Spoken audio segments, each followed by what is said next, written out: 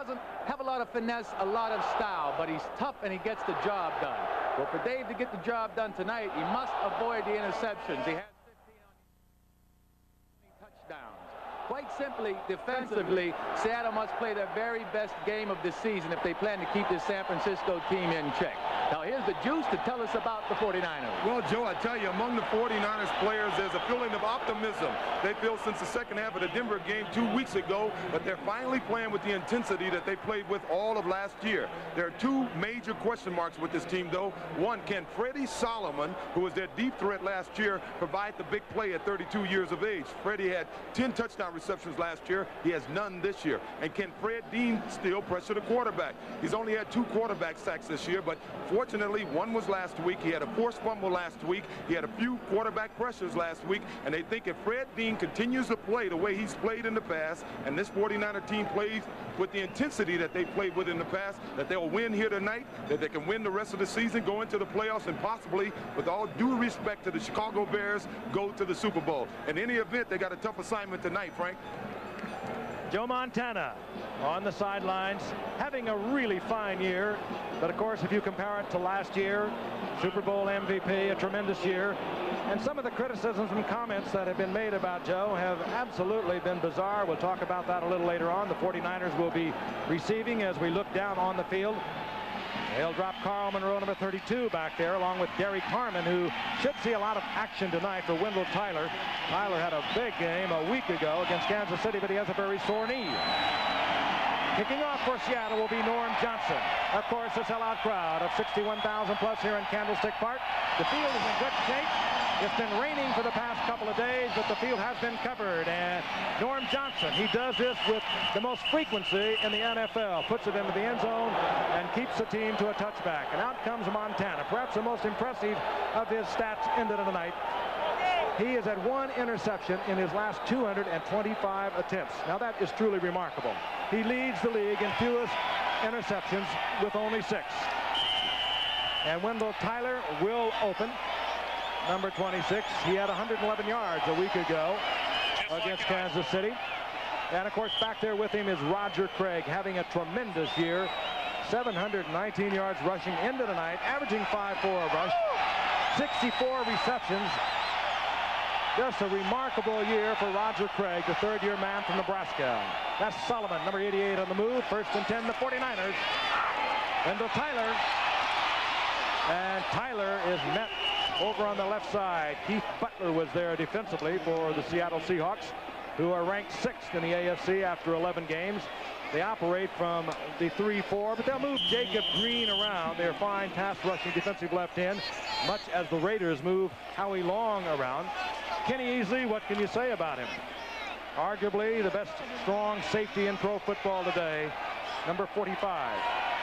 Derek Harmon comes in for Wendell Tyler. 2nd down and 8.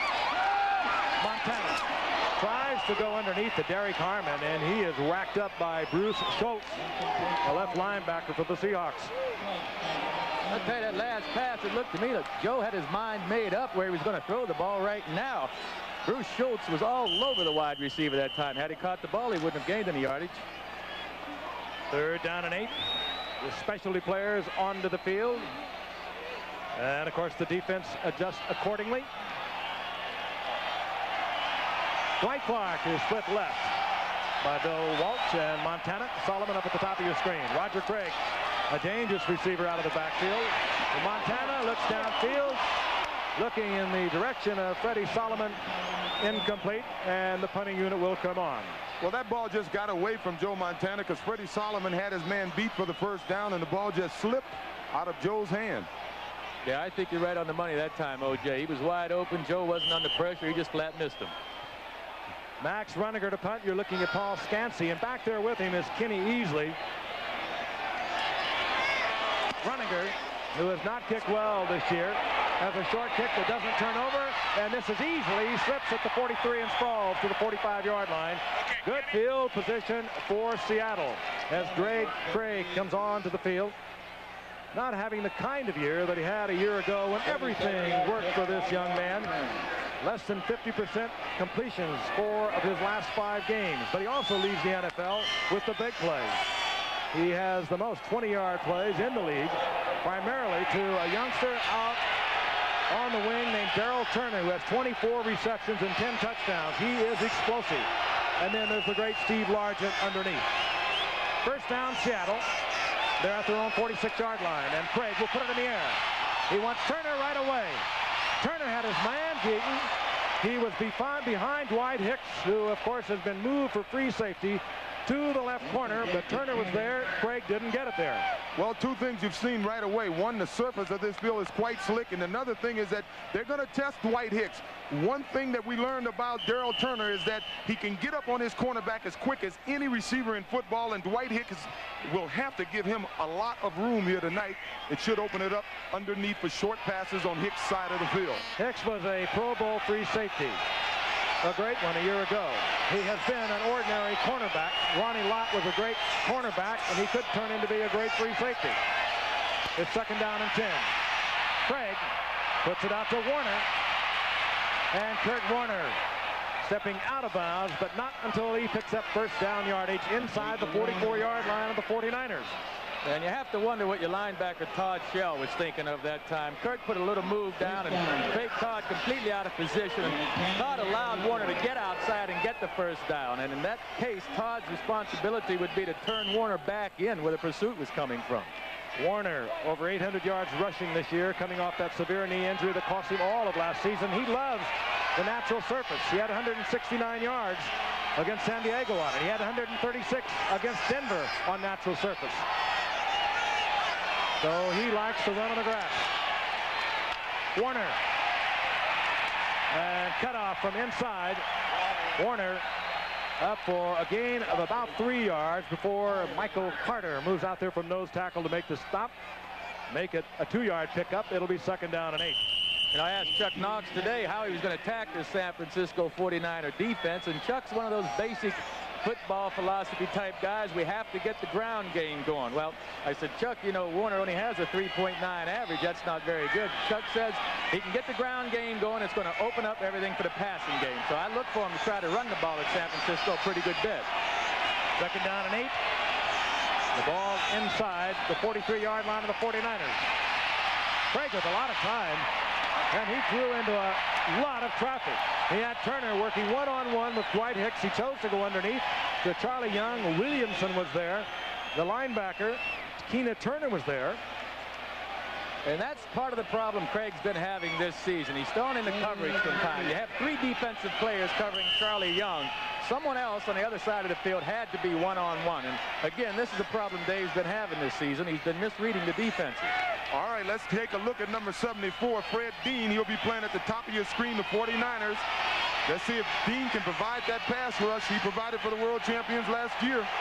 Only 2 sacks, however, this year for Fred Dean. He had one big one that opened the game against Kansas City a week ago. Third and 8. Wide open. And in and out of the hands of Myron Franklin. Craig had it there. Franklin was open. He just didn't handle it. That was 6 points. Yeah, I don't think he saw the ball until it was on him. I don't know whether he could have lost it in the lights or what, or he wasn't expecting it that early, but that was a good pass. That should have been 6. Dave Fenzer on to punt for Seattle. Dana McLemore not having his typical year, averaging only 7.5 on returns this season. In previous years, the 3 previous years he's played, he's returned at least 1 punt for a touchdown. Bad kick by Fenzer off the side of his foot, but McLemore will field it at the 8. And good movement by McLemore. He gets out close to the 11-yard line. So the 49ers bring the offensive unit out for their second possession of the night.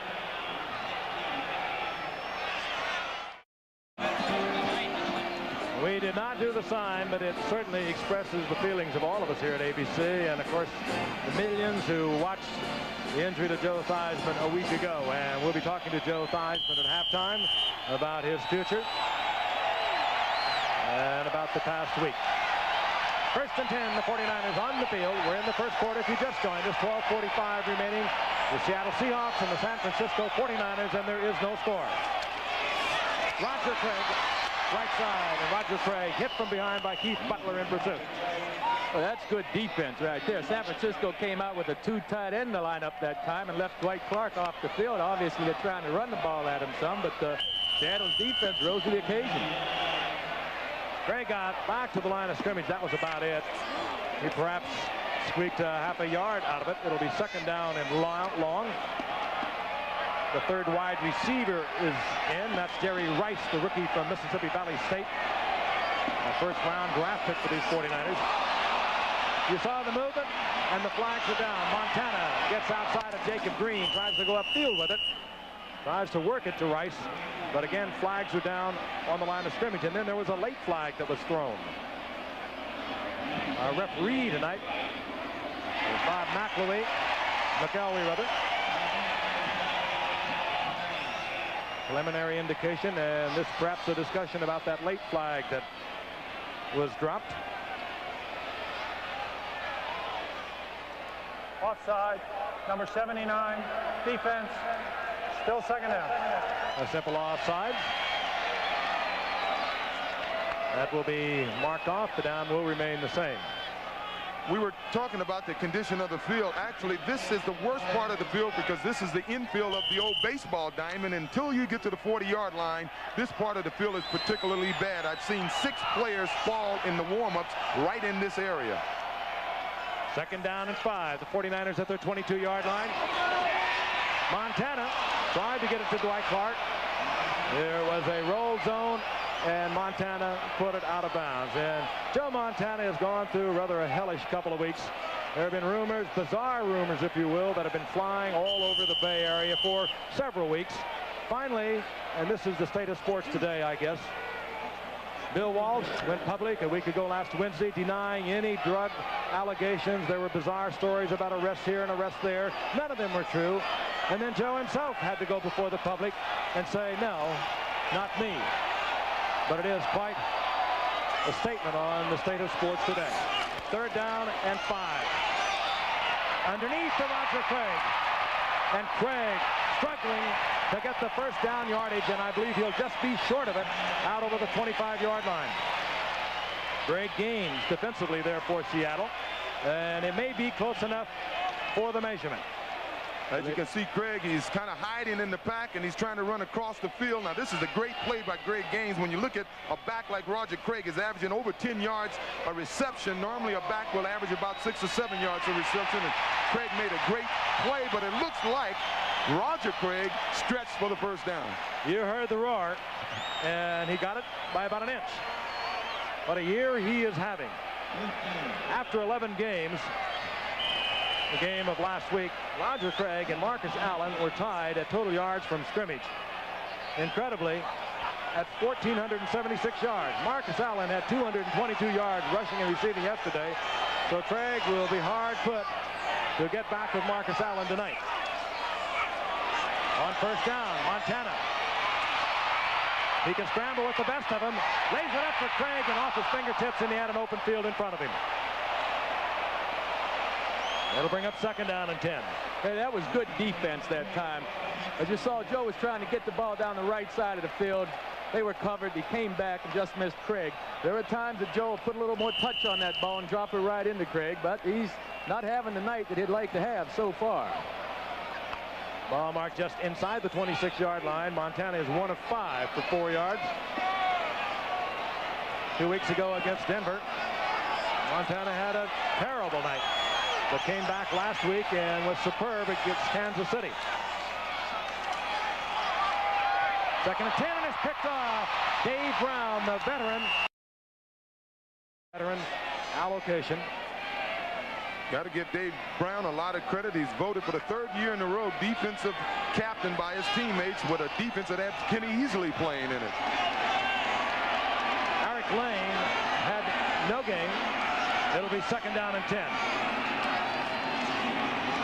Kurt Warner juking, looking for an opening. Nothing was there.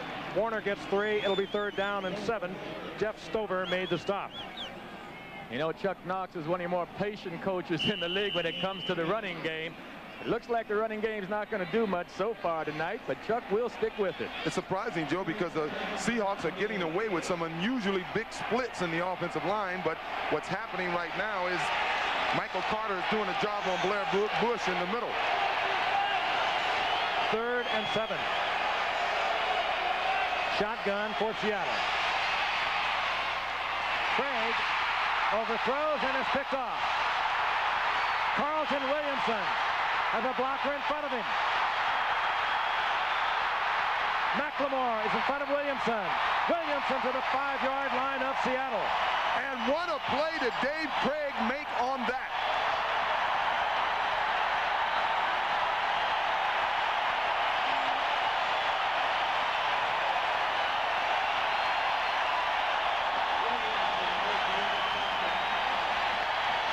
Let's look at it again. Craig had Largent open. He overthrew it in and out of his hands, and it was picked off.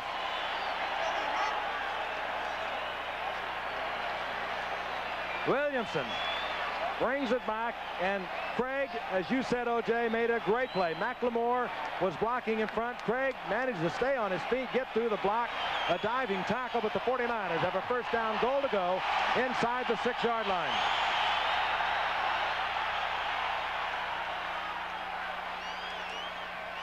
Roger Craig got a block by Tyler, cut back inside, but the pursuit was there.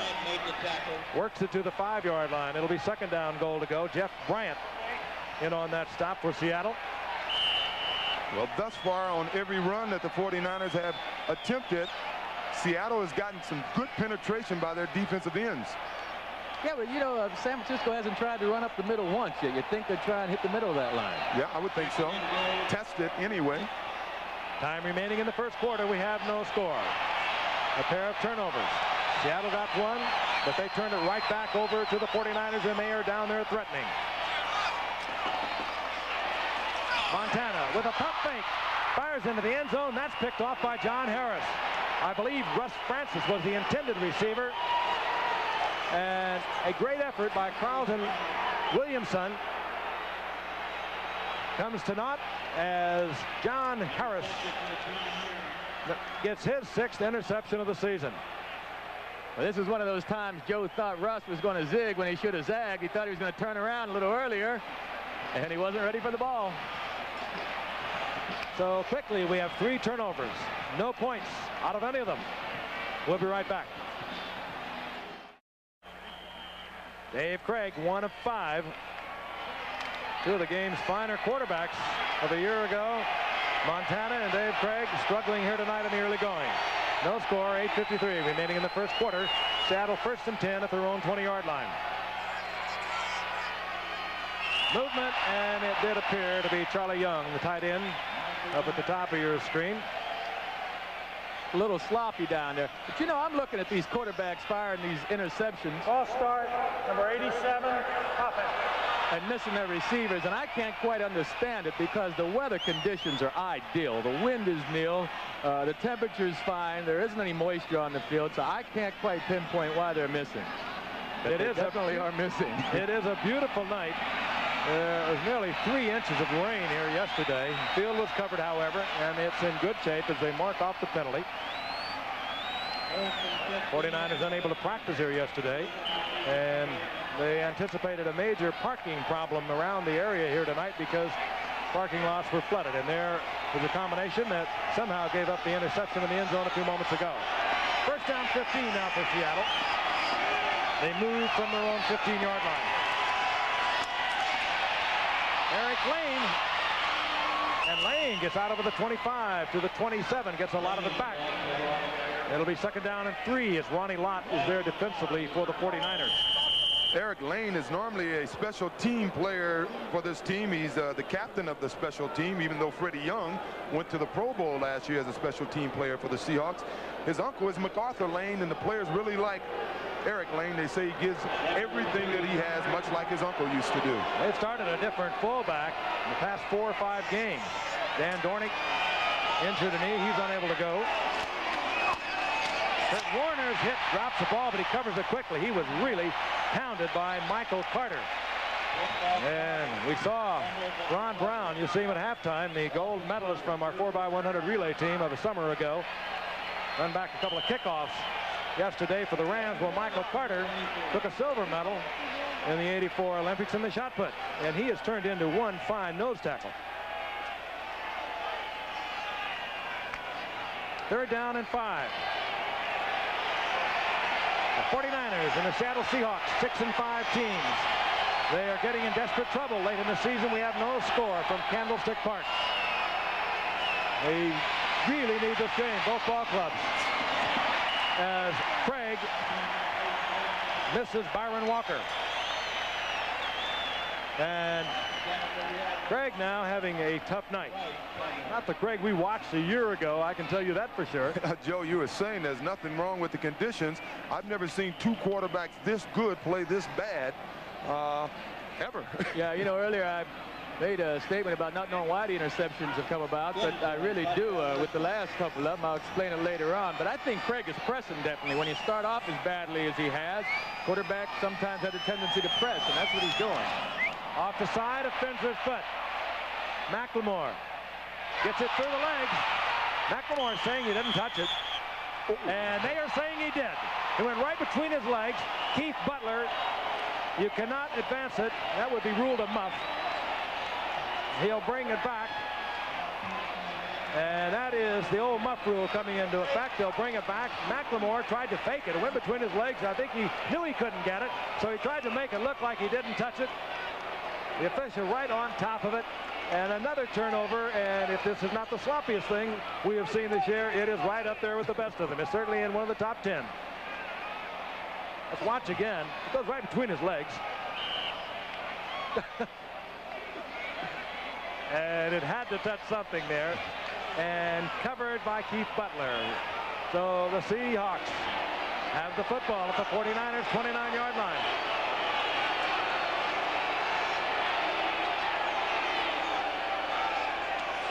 First down. Craig will try to get to Largent. And throwing over the linebacker. Largent had a little bit of an opening, but Todd Shell had dropped right in front of him. And Eric Wright was there for the coverage.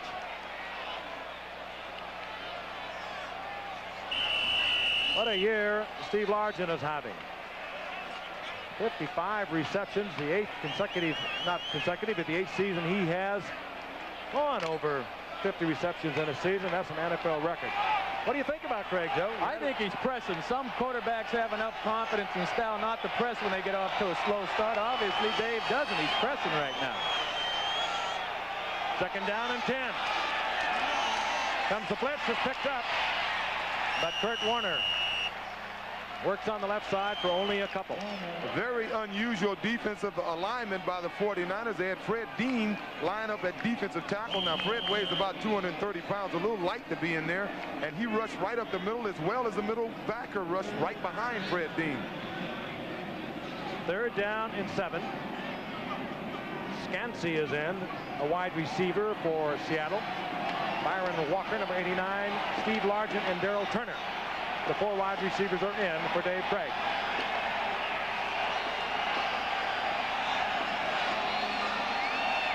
Long count. Blitz is on.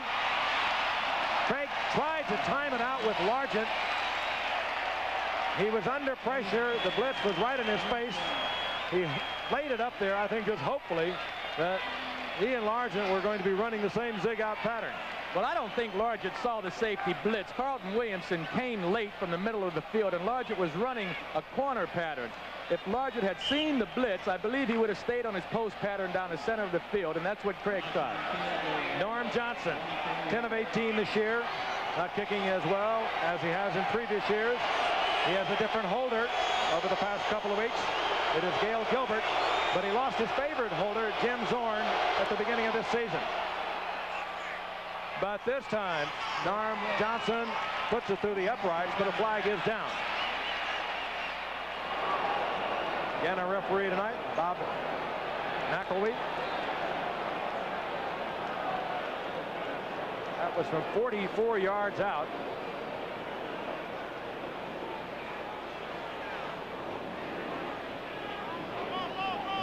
Waiting still for the definitive word. They hit the kicker and it's a personal foul. It could be a first down.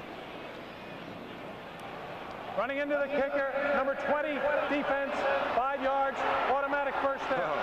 Torrey Nixon. Let's take a look at it. Coming at the bottom of your screen, number 20. And he just could not hold up on that. When you're taking that angle, it's very difficult. Now, do you give up the 3 points to get the first down at the 22-yard line? Well, Chuck Knox says, yeah, we'll give it up. I think you do at this early in the game against the 49ers. If you think you're a championship caliber team, you should feel that your offense will not give the ball up again. The 3 points could have been on the scoreboard. We'll see what happens. First and 10, Seattle. Inside the 22 of the 49ers, and this is Kurt Warner. Flag is down. Warner spinning and twisting and bouncing off tacklers down close to the 18-yard line. And illegal motion will bring it back. Yeah, Edwin Bailey, that left guard, he was so intent on getting out there and leading the play. I believe he moved a hair too soon. Boy, that nullifies a heck of a run by Warner. Number 65, offense, still first down. It was Edwin Bailey. The down will remain the same, but an 8-yard pickup by Warner is negated. It'll be first and 15. San Francisco tonight will be in Miami a week from tonight. That should be interesting. There's something's going to give. The Bears are 0-8 on the road in Monday Night Football. And the Dolphins have won 17 of their last 18 regular season games at the Orange Bowl. The undefeated Bears against the Miami Dolphins. Looking forward to that one. Oh, yeah, I want to see how Dan Marino handles that blitz. Dan is one man that can do it. They've only allowed 13 sacks, the Miami Dolphins offensive line. Bears will try to realign that. First and 15. And down goes Lane. Hit at the line of scrimmage, might even lose a yard. It'll be second down and 16. And again, it was Michael Carter. Maybe they should have kept the 3 points. At this rate, they're going to end up on the 50 and have to punt. Saw a moment ago that Chuck Knox took 3 different teams to playoffs. The only coach who's ever done that. He has also been coach of the year 4 times. He was coach of the year with the Rams, coach of the year with Buffalo. He was coach of the year the past 2 years with the Seahawks. A remarkable coaching record. Second down and about 16 as Warner goes in motion. Craig slips. He gains his balance, but he has just smothered Jeff Stover, and a pair of his friends were there, including Gary Johnson. Boy, the 49ers got away with a lot on that play. They had Kurt Warner in motion. He had one-on-one with a middle linebacker, Michael Walter. And it's unusual to see an all-pro, Carlton Williamson, not on the football field on third down. And third, extremely long yardage, about 18. And now you must wonder about giving up those 3 points. Hard to take points off the scoreboard, particularly from a 44-yard field goal. From the shotgun. Craig tried to get it to Largent.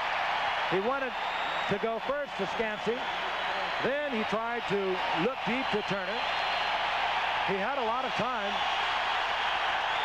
Incomplete. And Norm Johnson comes back on. And I know Craig, what he's going through right now, and his teammates, I see him on the sideline over there, they're just encouraging Dave right now. They know he's having a rough start, but he's the man that got him to the playoffs the last couple of years, and if they're going to get there this year, it's up to him to have a better game. 49-yard attempt. Norm Johnson's career best is 54 yards. There is no wind. No chance. And the 49er fans will love this one.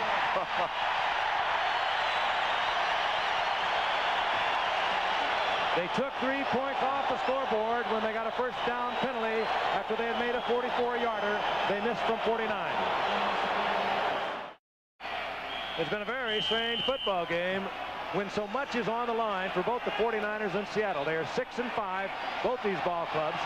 They have teams ahead of them they are chasing. The Rams are 9-3 in the 49ers division. The Raiders and Denver are 8-4 in the AFC West of Seattle. That's Roger Craig, who works to the 35-yard line for a gain of 4. And we'd like to say hello to all of our friends down in Australia watching tonight's game tomorrow on Channel 10. Hello down there. Say, by the way, Juice, that's the first time they ran up the middle. Got some yardage, too. I think they ought to keep working the middle rather than trying to run around the end. That figured to be the strength of their offensive line. Ayers, Quillen, and Cross. 2nd down and 6. Russ Francis, the tight end, is split far to the left. Wendell Tyler with a big opening. And he's close to a first down. He'll have it out over the 41-yard line or very close to it. You ever think about going into coaching, Joe? And you know what's going to happen. We keep getting yardage, or San Francisco keeps getting yardage up the middle. That's going to open up the outside because these defensive linemen and linebackers are going to start paying more attention to the center. Both Tyler and Craig averaging over 5 yards a carry. Tyler had 111 yards against Kansas City last Sunday after missing the Denver game the prior week. They try Craig again, or rather Tyler. And he works to the 47-yard line, a gain of a couple. Give him 3 to bring up 2nd down and 7. It appears as if, as I said, this surface is quite slick here, and they may be trying to give Largent some longer cleats. Once again, that may be good for his traction, but the last thing you want to do is get hit when you have those long cleats planted. It could be a knee injury. No score. Candlestick Park, 2:55, and the clock is moving, remaining in the first quarter. 2nd down and 7. Tyler in motion. Montana. And he hooks flies up at the 48-yard line, short of the first down by 3. It'll be 3rd and 3. We want to tell you about a good one coming your way live at 3 o'clock Eastern Time this Saturday on CFA College Football. The 50th meeting between Southern rivals. Heisman Trophy hopeful Bo Jackson and 7th-ranked Auburn will take on Alabama and quarterback Mike Shula. And our CFA coverage begins live at 3 o'clock Eastern with college football today. That's Saturday. That's sure going to be a battle for the bragging rights of the state. Plus, it means a lot for recruiting. And I tell you, Alabama still has a chance to win that SEC championship. Well, the 49ers better get this ball snapped. They had a little trouble getting the plate. They'll have to call timeout or they're going to lose 5. They're right on the 0, but there are no flags as Tyler gets to the line of scrimmage. And it'll bring up 4th down. That 30-second clock had ticked off its final second. And that one would be blamed on the sideline because Joe Montana had a lot of trouble either understanding the signal from the sideline or getting the right call from the sideline. Running to punt, and you're looking at Paul Scansey.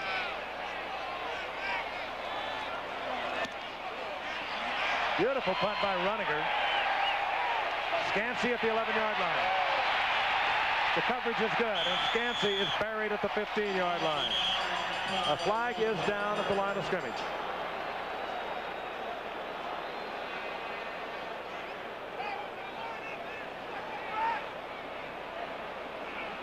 Options being discussed. Bob McElwee is there. Here's his report. Holding, number 24 offense. 21 on defense. Illegal block. 21 defense. Penalties decline. Penalties offset. Replay the down. That goes with the rest of the game we've watched thus far this evening.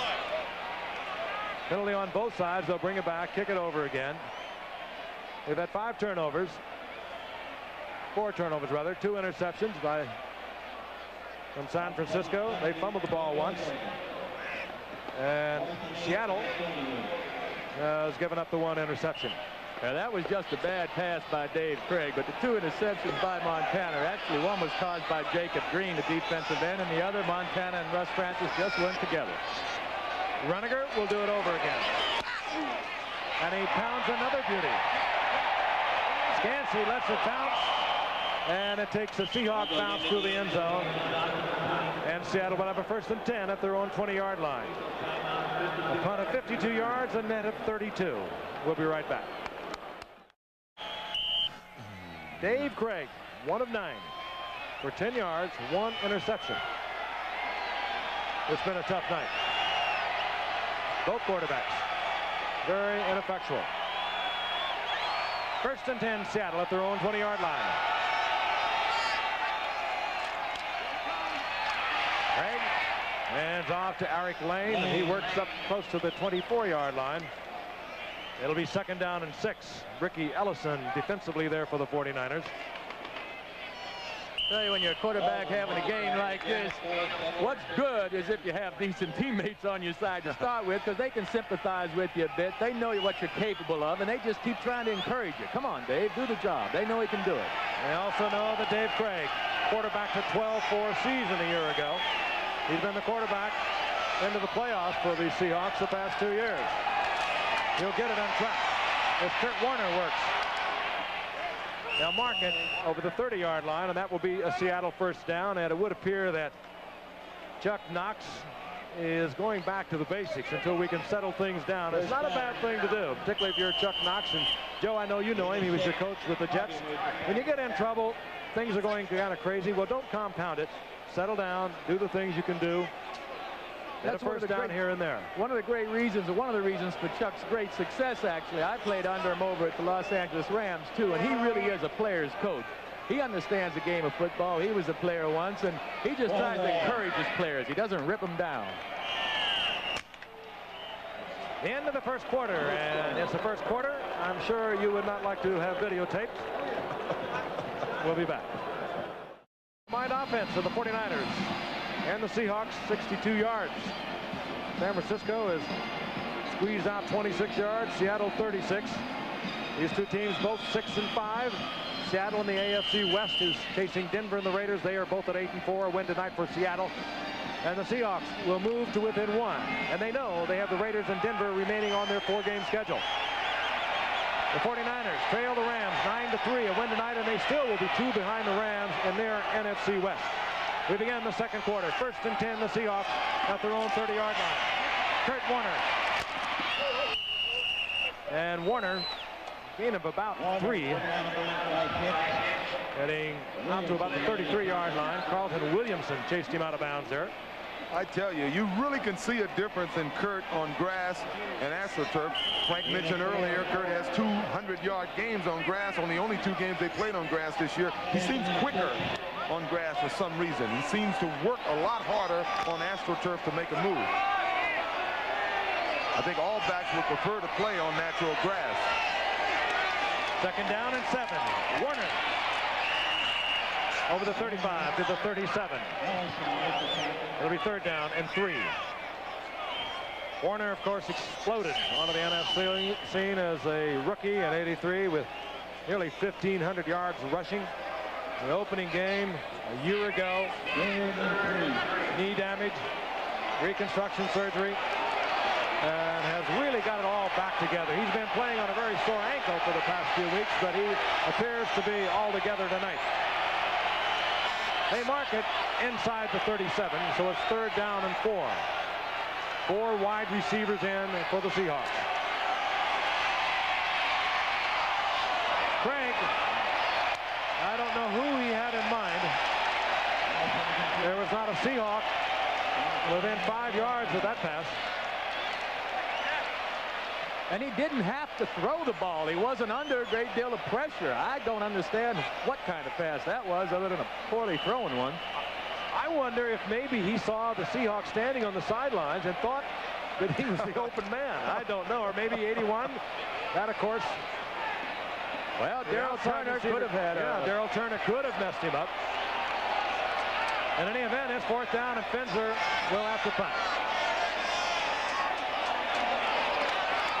Lots of pressure on Finzer, but he gets it away. McLemore for the 49ers at the 27. And he works to the 33-yard line before he's dropped by Shelton Robinson. A punt of 36 yards. We'll be right back. On October 29, 1984, when Seattle shut out San Diego 24-0 on Monday Night Football, the Seahawks' Kenny Easley set a team record with 3 interceptions. Candlestick Park. We have 13:59 remaining in the first half. We have no score. We've had several scoring opportunities. Dave Craig has had receivers open for touchdown possibilities. Carlton Williamson picked off a Dave Craig pass and took it all the way to the 7-yard line. And then Montana turned it over with an interception in the end zone. Not one of your artistic successes thus far, but we're talking about 2 quality quarterbacks. Montana, the Super Bowl MVP only last January. Craig threw 32 touchdown passes a year ago. Only Marino was better than that. 49ers, 1st and 10. Montana, and he underthrows Dwight Clark. I'll tell you, Joe, when it goes wrong, does it compound itself? Absolutely. And again, I'm surprised to see Montana looking like he's pressing a bit, but that last pass certainly was an indication of that. Dave Craig, well, again, I'm not that surprised. He's had some rough games this season. He's been, as we mentioned earlier, kind of a Jekyll and Hyde quarterback. 2nd down and 10. The 49ers inside their own 34-yard line. There's so much at stake in this game. Both teams playing totally inept. That time, Craig gets good yardage out close to the 40-yard line. He'll get 6 out of that to bring up 3rd down and 4. Well, you know what? If these quarterbacks could continue to perform this way for another quarter or so, I would think San Francisco would make a switch. I wouldn't think Walsh would hesitate much longer with putting Cavanaugh in the game, because Cavanaugh is an excellent backup quarterback, maybe the best in the game. On the other hand, Seattle has a young man, a rookie, and I don't think Coach Knox will make the change. 3rd down and 4. Seattle. They show the blitz and they get out of it. Montana. Craig is wide open. A good play by Montana. That's the Montana we know. He had the pass rush pressure, looked quickly downfield, spotted Craig. He was wide open, as he is so frequently out of the backfield. There is pressure coming. Montana will step away from it. He looks all over the field. He finally spots Craig. Good move by Craig. He beats the linebacker. Greg Gaines gets the 1st down at the 27-yard line, and that's more like the Montana that we have watched over the years. And I'm sure Joe thanked his offensive line for giving him that much time.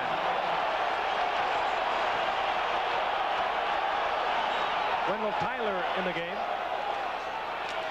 Got him. Montana has Solomon, and Solomon's in the end zone. Freddie Solomon's first touchdown of the season. He beats John Harris.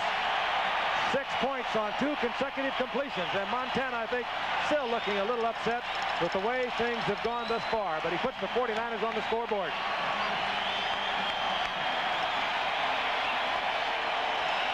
Freddie Solomon, O.J., gets the touchdown. I know, you know, he really wanted. He needed it real bad. As you can see, Terry Taylor came up. He was supposed to bump him to give his cornerback, John Harris, time to get there.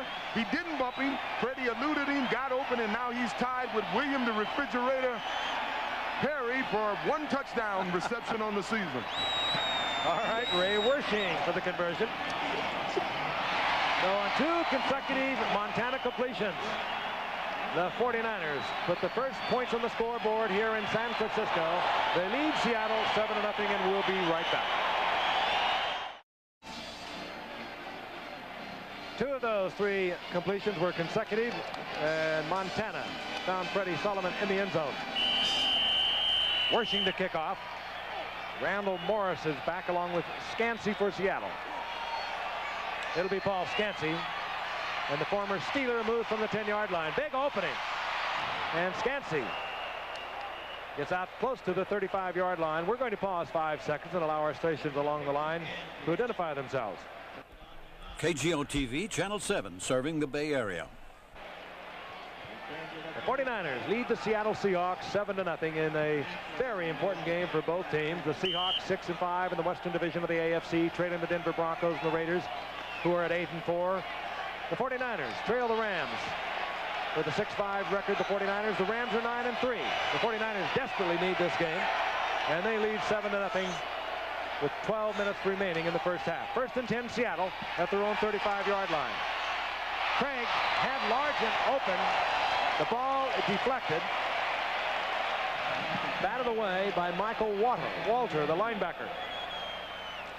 Well, Joe, at this rate, Gail Gilbert may get some of his first NFL experience. You're right. On the last play again, Largent was breaking clean. He was open over the middle, but the pass was one that necessitated a little touch on the ball, not a line drive. Because he threw the ball so low, well, that enabled Michael Walter to get a hand on it. Dave Craig's last 9 passes have been incomplete. 2nd down and 10.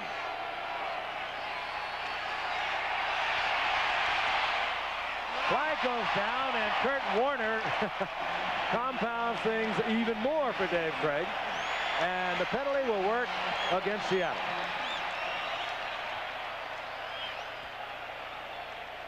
Craig took over the quarterbacking job from Jim Zorn back mid-season of '83. Led the Seahawks with the AFC Championship in '84. Holding, number 76, offense, still second down. John Borchardt, who has replaced Ron Essink out of the game because of a groin pull. Borchardt was the lineman who was holding. Craig took the Seahawks to the AFC Championship game, losing to Miami in '83. He took them to the playoffs again last year with a 12-4 season. So he's been there. He is just struggling tonight. Second down and 20.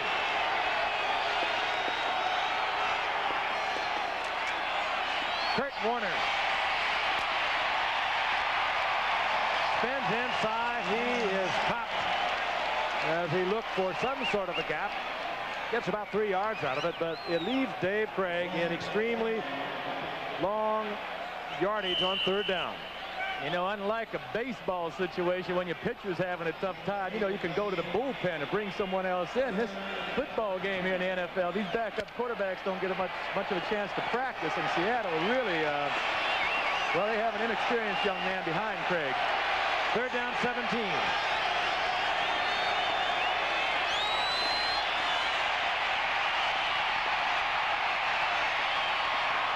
Craig gets the ball to Turner, but he's short of first down yardage. Hit out close to the 41-yard line by Carlton Williamson, and the Seahawks must punt again.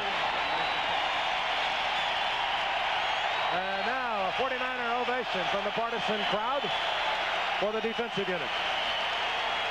49ers had an interesting defensive alignment there. They kept Fred Dean and Gary Big Hands Johnson on the sideline and only rushed 3 men. Dave Finzer to punt. There's Dana McLemore. Not having, as I mentioned earlier, a McLemore year, one of the fine return men in this game.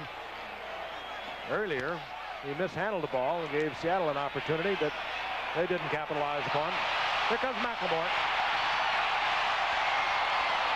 Tries to get inside and nailed from behind at the 30-yard line. 39-yard punt. McLemore got a 10-yard return before John Kaiser and Shelton Robinson made the stop. Robinson made the tackle. Well, I guess it's the full moon, but they're out in force. 49er fans. Over the next few years, Candlestick Park will have $30 million pumped into it as they expand to some 70,000 seats. Luxury boxes, all the trappings. But they're still having problems with their baseball team. Montana wanted to go deep, checks it off, gets to Russ Francis, and Francis will have a first down out at the 45-yard line for the 49ers. 3 consecutive completions now by Montana. Russ Francis having a good year, even though he was troubled a little earlier with a pinched nerve of the neck that kept him out of a lot of action a year ago. That was Russ's 30th reception on the season. 49ers first down at their 45-yard line.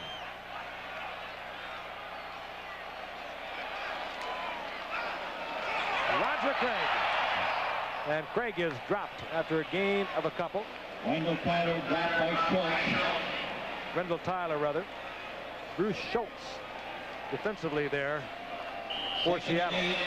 I was wondering how many times Wendell Tyler would handle the ball here. You know, he has a history of fumbling the football, and when you think about this Seahawk defense, they're a team that likes to tackle the ball. So I didn't think Wendell would handle the ball too much in this game tonight. Thus far, he has. Second down and 8. 49ers from their 47-yard line. Montana throws underneath. This was Jerry Rice. And Rice, the rookie from Mississippi Valley State, goes down at the 25. A flag flies immediately, and we could have a face mask. That was an interesting pattern. Rice was going to go under Roger Craig. They ran into one another. Joe had the time to wait for 5-yard face mask. Defense enforced from the end of the run. Joe had the time to wait for Rice to clear. He waited and gave him the ball. Well, Terry, go ahead. Now watch this, Joe. As you'll see, number 33 gets bumped. Rice, he may not have tried to go underneath him, huh, Joe? Right, I was going to say Terry Taylor kind of got shielded or picked on that play accidentally that enabled Rice to get open. The 5 yards on the face mask will give the 49ers a first down near Seattle's 20-yard line. Roger Craig tries to take it outside, runs right into Dave Brown. Hit right at the line of scrimmage. Good play by Dave. It looked like a good move at the time. I was about to start screaming, what a move by Craig, but Dave Brown was right there hiding in the weeds. The outside support in the run game by the Seahawks has been excellent thus far. Second down and 10. Wes Francis again split wide to the right. Bottom of your screen. Montana, and it's picked off. Terry Taylor goes up and takes it away from Mike Wilson. I'll tell you, I know Joe Montana is a great quarterback. If he had anything to do over on this play, he would plant and throw the football rather than throw it off balance when he didn't have to. It's a bad underthrow, and I know Joe could have gotten the ball out in front had he been planted under control. Montana came into the night with only 6 interceptions. That's low in the NFL. He's thrown 3 tonight. As we look at Mike Wilson working against Terry Taylor. Now, you know, in this play, what he was trying to do is try to throw almost an alley-oop pass. He was just trying to get the ball up high because Taylor's only 5'10". Number 45, defense. Unsportsmanlike conduct called against the defense. Against number 45, it actually would be the defense because that flag came down very late. That would be Kenny Easley. Now, Bob McElwee gets it straightened out against the offense, and that would be Kenny Easley. They are penalized half the distance to the goal. Not very much room to work with down here. There's Kenny Easley. He's one of the more aggressive players in this game, an all-pro, deservingly so. Well, he just got his quarterback, Dave Craig, a little closer to his own goalpost. It's noisy down there. The closed end, the infield part of Candlestick Park. The crowd is right on top of you. Warner just does get it out of the end zone to avoid the safety. It'll be second down. Second down and 10. But down here, you've either got to have a great deal of confidence in your offensive line. If you do, you have a chance of throwing the football because you have to have confidence in not getting the safety. Otherwise, you're going to have to stick it at him right up the middle to avoid the safety. Largent is split left. He'll attract double coverage out there. Now Williamson gets out of it, so Largent is all alone on Eric Wright. They keep it on the ground. And Warner does not get out of the end zone. Safety. When I say stick it at him, I don't mean running laterally either. Well, their problem is they must run laterally because Michael Carter is doing such a good job in the center. I was surprised they ran the ball out of the I formation because that means the runner has to come quite a ways before he gets to the line of scrimmage. Look at number 28. That's John Hardy defensively on the stop. And Kurt Warner was making a lot of dipsy-doos in the backfield. He should have saw the problem ahead and put his head down, at least saved the 2 points. The 49ers lead it 9-0, and they'll get the football back when we return.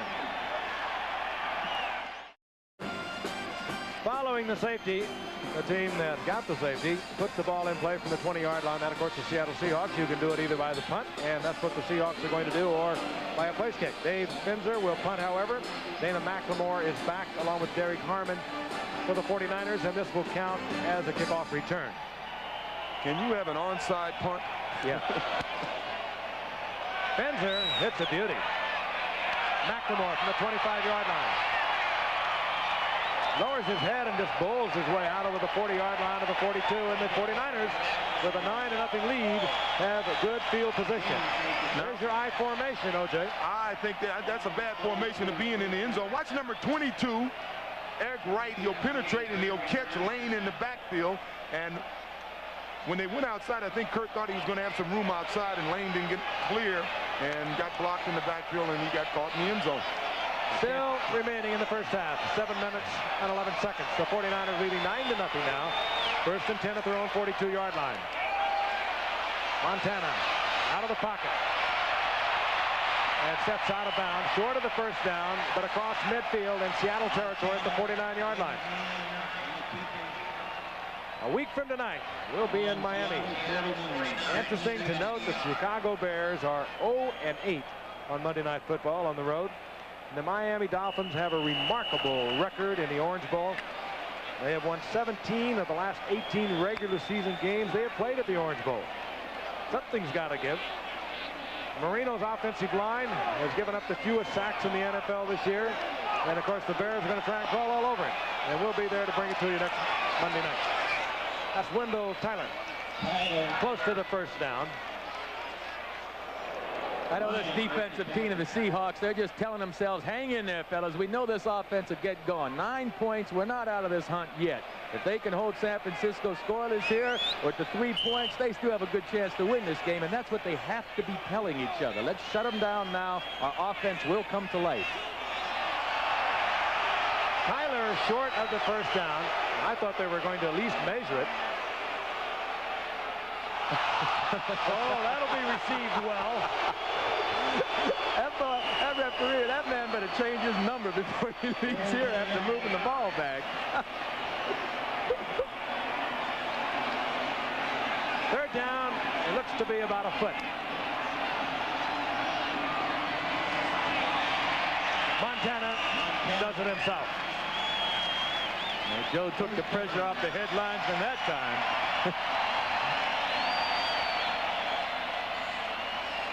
First down, San Francisco. Both these teams have been consistently inconsistent this season. Neither one has lost more than 2 games in a row, but neither team has won more than 2 games in a row.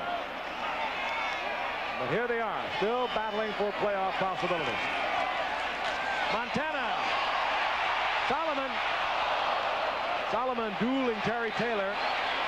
There was contact made close to the 5-yard limit, but it slowed Solomon down, and Montana had laid it up beyond his reach. Now, Wendell Tyler and Kenny Easley played 1 year together at UCLA. They certainly didn't appear to be friends on that play when Kenny Easley had a safety blitz on, and he almost killed Wendell Tyler. All's fair out in that football field, they say. Second down and 10. 5:42 remaining in the first half. The 49ers over the Seahawks 9-0. Wendell Tyler.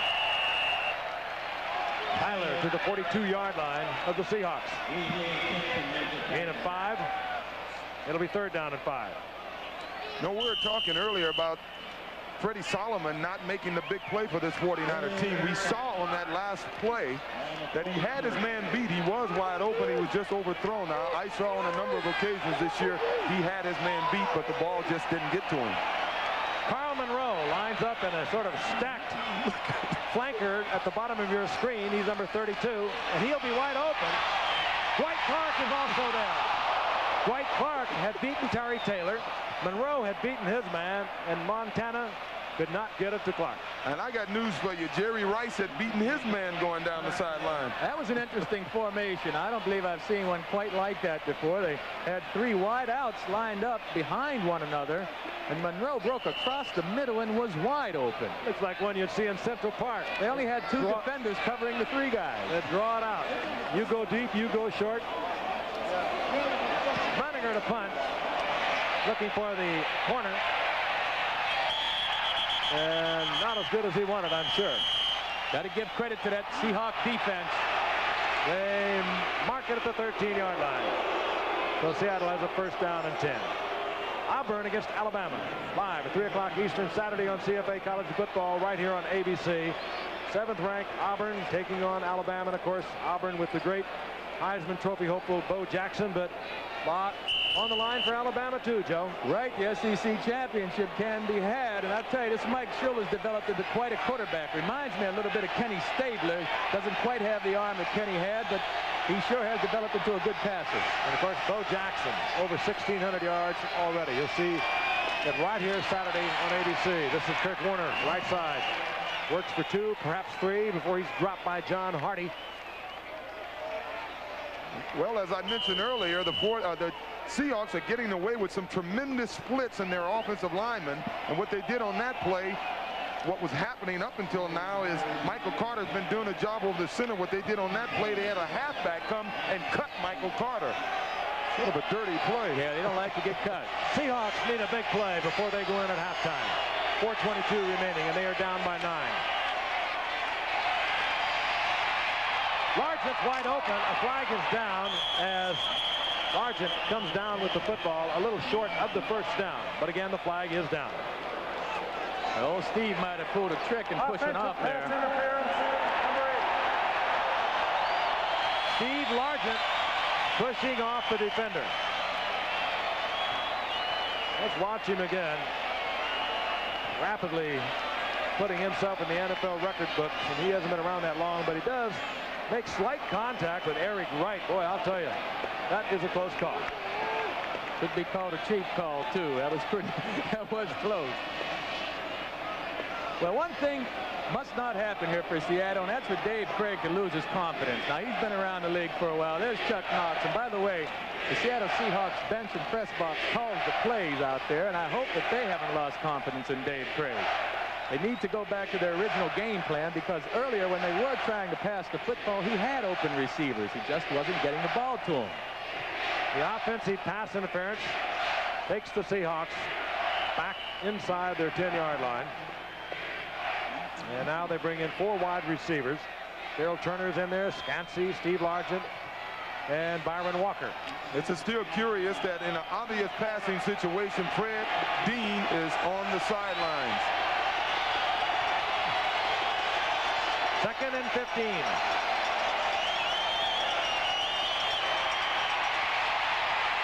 And that was nearly another safety. Dwayne Board put the hit on Dave Craig inside the 1. Craig just did step out of the end zone to avoid the 2 points. And I don't know how he held on to the football. I thought he lost the ball. Dwayne Board rushing from that right side of his. Dwayne is, over the years, has been the most valuable lineman for this 49er team. He's the only guy that almost never comes off the football field. He came to this 49er team when I was here. We got him as a free agent from Pittsburgh. We call him Pee-wee. Pee-wee. John Borchardt, who is in there left tackle for Ron Essink, who pulled a groin earlier. We told you about that earlier. Was trying to block Dwayne Board.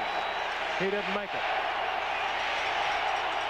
3rd down and 24.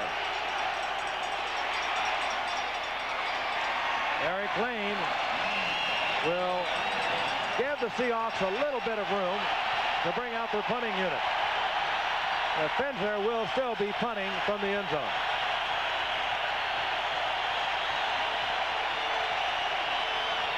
At least Seattle, from the 5-yard line, will be able to kick from the regular punt formation. When you are down inside the 1 or 2, you have to tighten it all up, because you can't drop your punter back as deep as you'd like to. Well, the Seahawks will go from a tight formation. And that many times will allow a good return. Fenzer, not a good kick. McLemore at the 38-yard line. And Freddie Young was down there and hammered McLemore at the 39-yard line. 2:27 remaining in the first half, and the 49ers leading 9-0, have great field position. They also have their 3 timeouts, as does Seattle. And I remind you at halftime, a look at the Bears' whitewash yesterday of Atlanta. We're going to be talking live with Joe Theismann. So stay with us.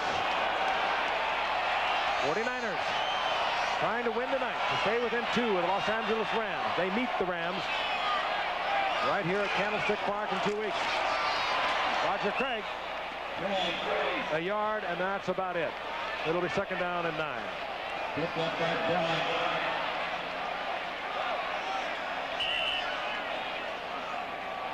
Ticking down close to the 2-minute warning. 49ers will not get a playoff. I think just about everyone is aware that First Lady Nancy Reagan has devoted a great deal of time and energy in the fight against drug and alcohol abuse. Well, tomorrow night here in nearby Oakland, Mrs. Reagan will attend a benefit dinner for Pros for Kids, an organization founded by former 49er Del Williams that takes the battle against drugs into the high schools and the elementary schools. Here now, a very special message from our First Lady. That message brought to you by the National Football League. It'll be an honor for me to MC tomorrow night's affair. Many athletes, great athletes from all sports will be there, including Marcus Allen, George Brett, Joe Montana, to name just a few. Quite a lady, carrying on her fight against drug and alcohol abuse, even while she was in Geneva with President Reagan in the recent talks. 2 minutes remaining in the first half. The 49ers over Seattle, 9-0. They have a second down and 9. The ball at the 33-yard line of Seattle. And Roger Craig somehow stays on his feet, and he just about breaks it off. To the 22-yard line, it's a 49er first down. Somebody let up at the line of scrimmage, and Craig never lets up. You got to give him credit for good balance, and the guy just churns those legs. As I said, I don't think anybody works on the ropes more than Roger Craig. Look at him. Watch this. He just walks through the tacklers. Everyone thought Nash had him. He couldn't get him down, and Craig gets a 49er first down. Montana whips it out to Monroe. And Carl Monroe to the 16-yard line. Taken out of bounds by Terry Taylor. Gain of 5. It'll be second down and 5. Carl Monroe wearing that number 32, playing like all players. Smart, got out of bounds, saved the timeout. Yeah, I remember those guys, number 32. All those 32s knew how to play. Brown, Marcus Allen, and the Jew. There have been some great 32s around. Second and 5, Wendell Tyler. And Tyler inside the 15, but short of the first down as he's hit by Jacob Green, who came right over the top. 49ers will use one of their timeouts. They have 2 remaining. When we come back, they'll be faced with a third down and 1.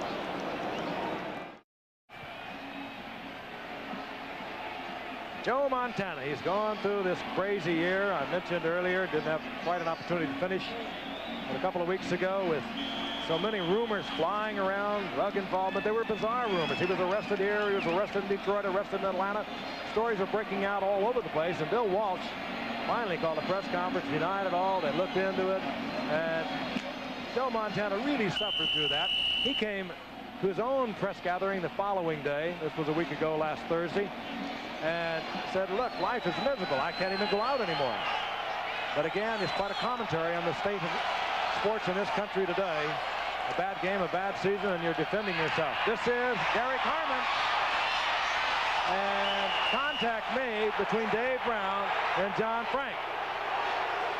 The crowd, a 49er crowd, of course, they would have liked to have seen defensive pass interference. A good play by Dave Brown. If the ball had been out a little bit more, it might have been touchdown, but Brown covered his man, reacted nice, and he's looking for the ball. That's why this isn't interference. He's going for the ball. Yeah. That's close, but you got to give him credit. When you pitch out to a back going away from you, you're talking about disciplined football. He stayed with his responsibility. On fourth down, Wershing is on, 10 of 16 for the season. This will be a 31-yard attempt. Matt Cavanaugh provides the hold. Randy Cross the snap, and that's blocked. And Seattle has the football. This Seattle defense is doing a well of a job. That goes with the rest of the first half. Byron Walker comes down with it. 1:05 remaining in the first half. Seattle with 3 timeouts. They have been unable to generate any kind of a happening. They do not even have a first down here in the second quarter. But they do get the block, and they get the ball back and prevent the 3 points. All right, right over the middle. Right Jacob Green. In the middle is Jacob Green, number 79. You know, it's funny. You think about it. 2 weeks ago, we watched the 49er team against Denver look a lot like this Seahawks team on offense, and they came back and they were red hot in the second half, even though they didn't win the game. I wouldn't be surprised to see this Seahawks team come back in the second half and light up this scoreboard. Well, they've got to feel great going in at halftime, only 9 points down after the way they've been playing. 1st and 10 in Seattle. Will move from the shotgun. I'm not too sure. And Largent, the one hopper, incomplete. I'm not too sure. In fact, I wouldn't have been throwing the football at this time with a minute left on the clock. By stopping the clock with the incompletions, San Francisco, with their timeouts, may be able to force Seattle to punt the ball. Hey, Joe, I played against you when you were with the Jets and I was with the Bills. You would have been throwing the ball right now, Joe. Well, I hope I'd have been throwing it a lot better than young David's been throwing it so far tonight. 2nd down and 10. Clock stop with 1 minute.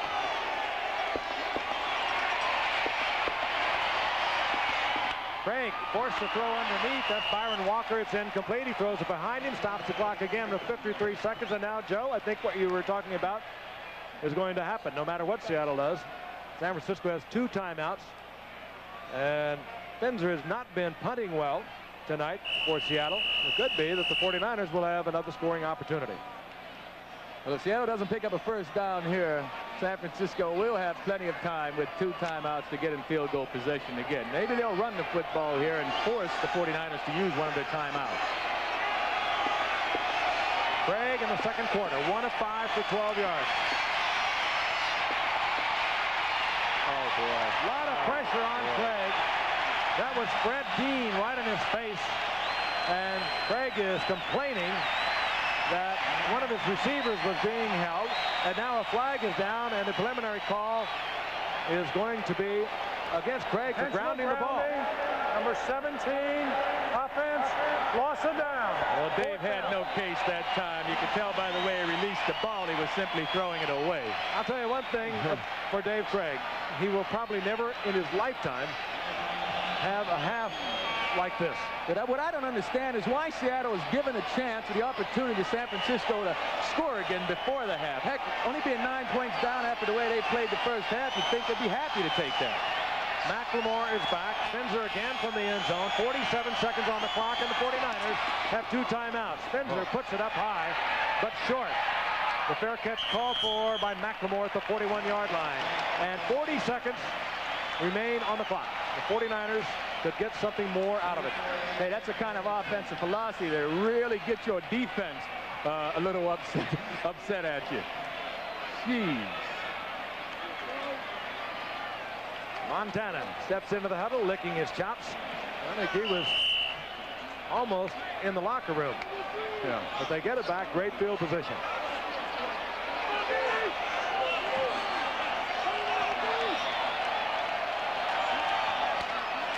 First down, Montana looks downfield, and he fires to Dwight Clark, and is complete inside the 35 to the 32. 2nd down and 3. Hurry up offense by the 49ers. They've already called this play. They'll conserve the timeouts. They have 2. Montana, Rice makes a diving catch, tries to roll out of bounds. He doesn't get out of bounds. And the 49ers will have to use one of their 2 timeouts to stop the clock. But they have a first down well within working field goal range near the 19-yard line of the Seahawks. Strange half. We saw the Seahawks take 3 points off the board and possibly put 3 points back on the board for the 49ers. Good strong arm by Montana. That ball had to hang up there a long time. What I don't understand, though, is the Seahawks' offensive philosophy. They haven't been able to move the ball the entire first half. I wonder why all of a sudden they thought they could move the ball 80 yards in the last minute and 10 seconds. I can't figure it out. That's just poor play calling. And the coaches call the plays. Maybe they should go back to the quarterbacks calling the plays. 49ers leading. They have a 9-0 lead. They have 1 timeout remaining. They have 16 seconds remaining here in the first half. A win tonight for the 49ers will still be 2 games behind the Rams. They're probably going to need help. Certainly going to need help if they're going to win the division. They have to think perhaps wild card, and they have an opportunity to help themselves with the rest of their schedule. We'll tell you about that a little later on. On first down, Montana is back. right. Clark hit and makes contact with Terry Taylor. Steps out of bounds. Stops the clock at 11 seconds. And the 49ers have the one timeout remaining. Would you, Joe, try to put it in the end zone before you bring the field goal kicker on? Either that or get it to someone like Craig or Tyler on a little swing pattern up the gut where he can get it in his hands while he's running upfield, because they'll still have time to call their last timeout. They have 11 seconds on the halftime scoreboard clock. They have the one timeout. Montana throws it away.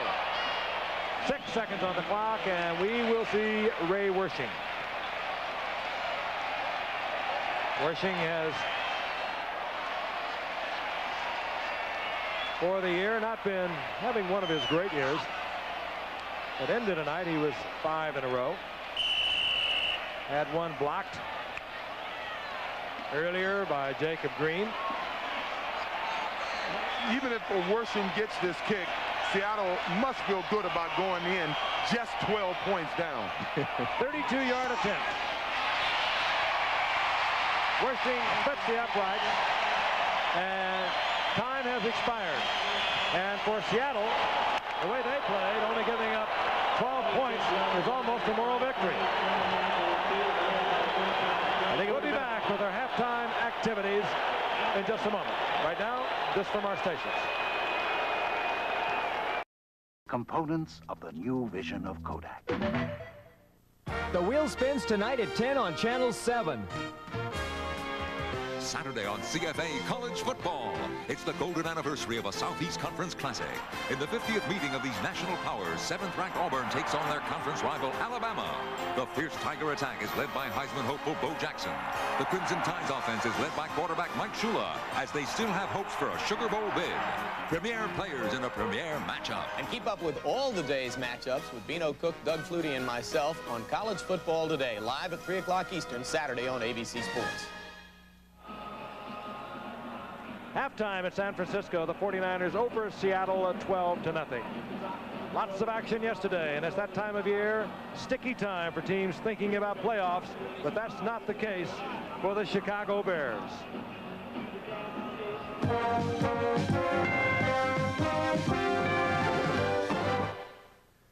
The Atlanta Falcons were the Chicago Bears victims yesterday. The Bears rolling to their second consecutive shutout and a 12-0 record. Second quarter action, the Chicago Bears leading 6-0. Fuller pitches out to Walter Payton.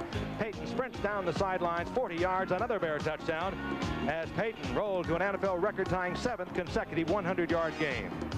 With Chicago leading 13-0 in the second quarter, it was refrigerator territory. And the game's most famous appliance, William Perry, dives in from 1 yard out.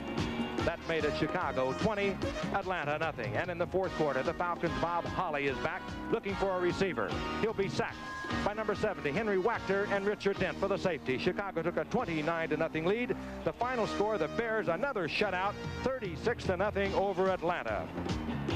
And for the Bears, a big test next Monday night. It'll be the Miami Dolphins, who were in Buffalo yesterday, trying to stay close to the Jets and New England.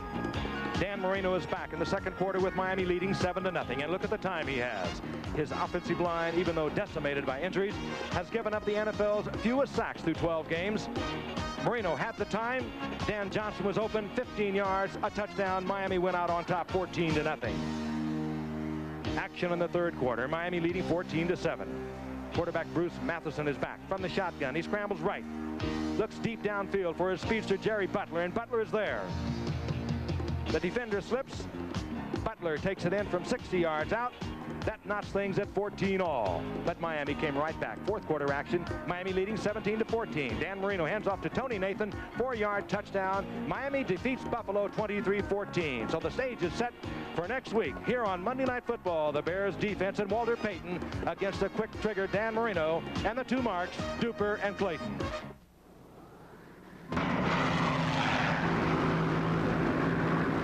Competition is what makes American business go. Competition is what makes American business excel. Competition is what gives meaning to success. Competition is what drives Hilton to be America's business address.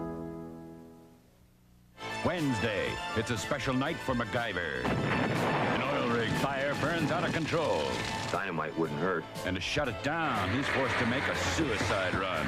The brakes are gone. A special MacGyver at 8/7 Central. You'll love it.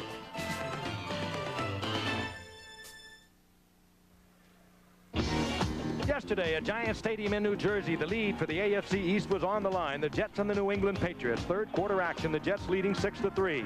The Jets have the top-rated quarterback in the NFL. They've never been able to say that before. And Ken O'Brien finds Wesley Walker over the middle. He goes 88 yards for the touchdown. The Jets out on top 13-3. But New England, even without quarterback Steve Grogan, battled back to tie it at 13. And then in overtime, from 32 yards out, Pat Leahy wins it. The Jets defeat New England 16-13, and the Patriots are snake bit in overtime. They are the only NFL team never to have won an overtime game. They are now 0-8. What a day for Marcus Allen of the Raiders yesterday. The Coliseum in Los Angeles, the Denver Broncos in town. First quarter action, Denver leading 7-0. Mark Wilson hands off to Marcus Allen. He looks left. He looks over the middle. Breaks it into the clear and takes it 61 yards for a touchdown to tie the game at 7. For Allen, on the day, 222 yards of offense, 173 rushing, 49 receiving. Fourth quarter action, the Raiders leading at 28-21. John Elway pitches out to Steve Sewell. Then the rookie from Oklahoma takes it in for the game-tying touchdown. But the Broncos lost the flip of the coin. Their offensive team never got back onto the field. And Chris Barr won it from 32 yards out. The Raiders over the Denver Broncos 31-28. And they are in a tie for the AFC Western Division. Anaheim Stadium, Anaheim, California. Olympic speedster and gold medalist Ron Brown raced into the NFL record book yesterday. He won a gold in the 4x100 relay in 1984. Here he is, opening kickoff of the game. Up the right side, 98 yards for the touchdown. He would do it again in the second quarter, as he became the third player in NFL history to score 2 touchdowns in the same game on kickoff returns. He joined Tim Brown of the Philadelphia Eagles and Travis Williams of Green Bay. In the fourth quarter, the Rams leading 21-7. Peter Brock had a hot hand. Looks over the middle. He finds Ron Brown, and Ron Brown scores his third touchdown of the day from 39 yards out. The Los Angeles Rams defeating the Green Bay Packers 34-17. Driven 10 hours a week, this toy could use $500 worth of alkaline batteries. Because when an alkaline battery goes dead, you throw it away. This is a GE rechargeable. When it goes dead, you don't throw it away. You do something revolutionary. You recharge it. So why spend $500 for alkaline batteries when you could spend less than $15 for 2 GE rechargeable batteries and a charger? GE, we bring good things to life. Saturday, Lee Majors returns as the fall guy to find a kidnapped child. Look, I just have to get Riley back. She's all I got. A powerful story of love and hope. I've got your daughter. Never stop till I find you. The fall guy returns. Then go ahead. She'll make your Saturday. Give me a reason. Now, Justice is getting a new name. So don't tell us what is and what is not our business. Lady Blue. All starting at 8/7 Central. Saturday. San Francisco. We're at halftime in San Francisco. The 49ers over the Seattle Seahawks 12-0 in a very important game for both these ball clubs. Perhaps a little more important for the 49ers.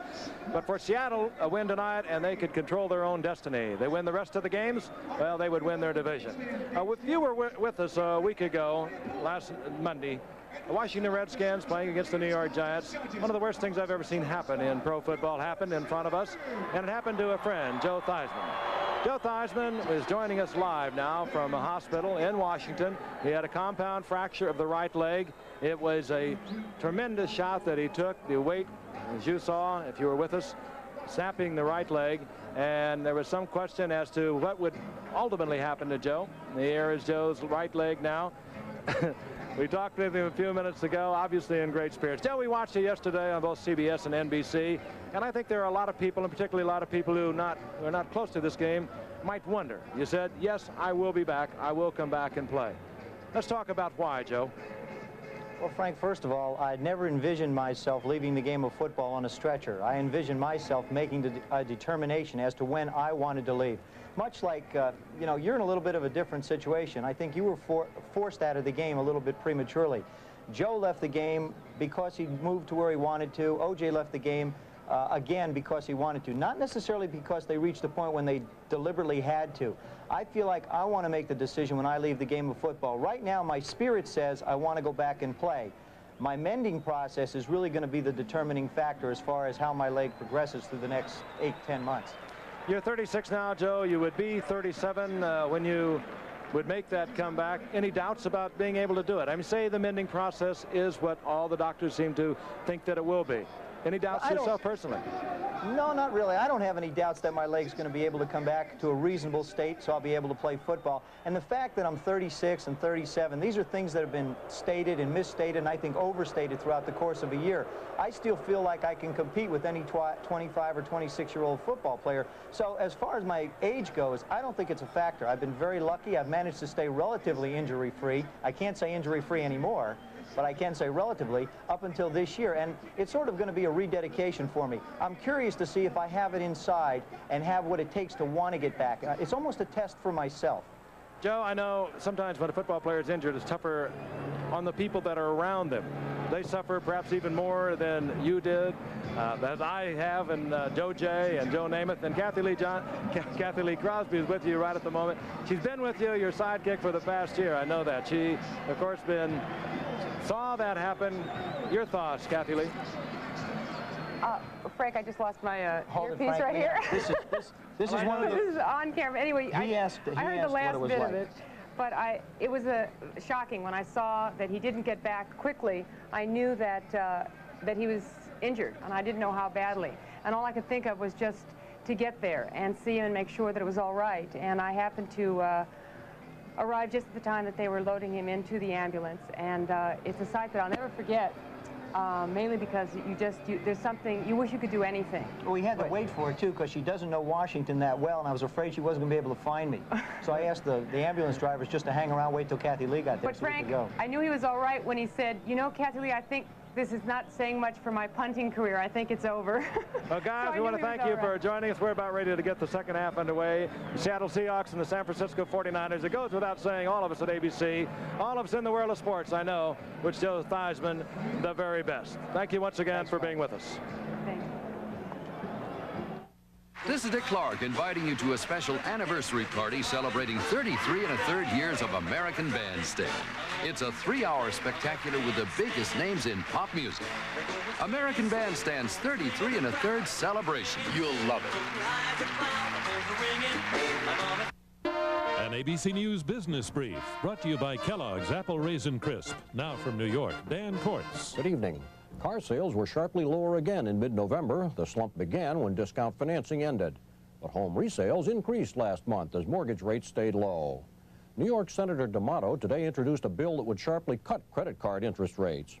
Gasoline prices are up a bit, and they're expected to go 2 cents a gallon higher by year's end. President Reagan will take another week before deciding whether to back the tax reform bill passed by the Ways and Means Committee. Now this. Hey, how about them apples in new Kellogg's Apple Raisin Crisp? Now we've added big, juicy apples in lots of mouth-watering chunks. Mmm, delicious. New Apple Raisin Crisp cereal. How about them apples? On New York financial markets, the Dow fell 8 points. Interest on T-bills was little changed. Gold gained $5 and the dollar finished mixed. That's Business Brief. I'm Dan Kortz. You always hurt the one you love. People have a love-hate relationship with their cars. They love them, but they don't always treat them right. Yet amazingly, over 90% of all Subarus registered since 1974 are still on the road. Now imagine how much longer they would last if people didn't love them so much. See your local Bay Area Subaru dealer today. On the coast of California, while big jets reach for the sky, one of the smallest endangered species quietly reaches for its dinner. The El Segundo blue lives on wild buckwheat, on land that's part of an oil refinery. It's not much bigger than your fingernail, yet people who work there protect the area and plant buckwheat. Do people really do that so 1/10 of a gram of beauty can survive? People do. Channel 7 News looks at Miami Vice this week.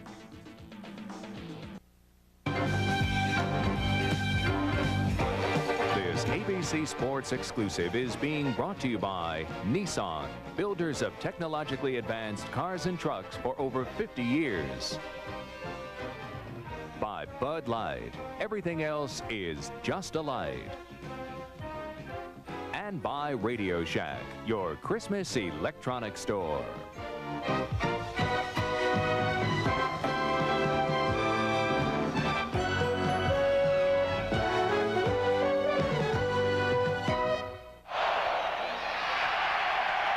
The second half about ready to get underway.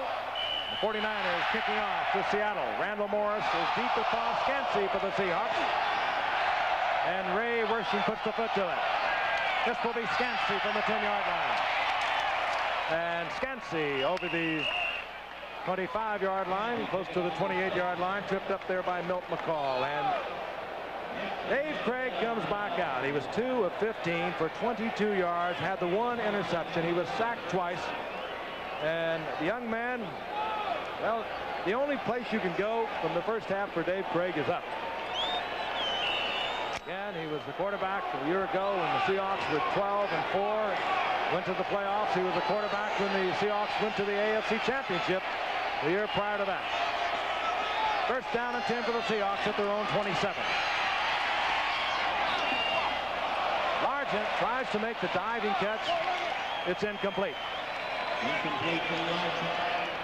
Dwight Hicks was there defensively for the 49ers.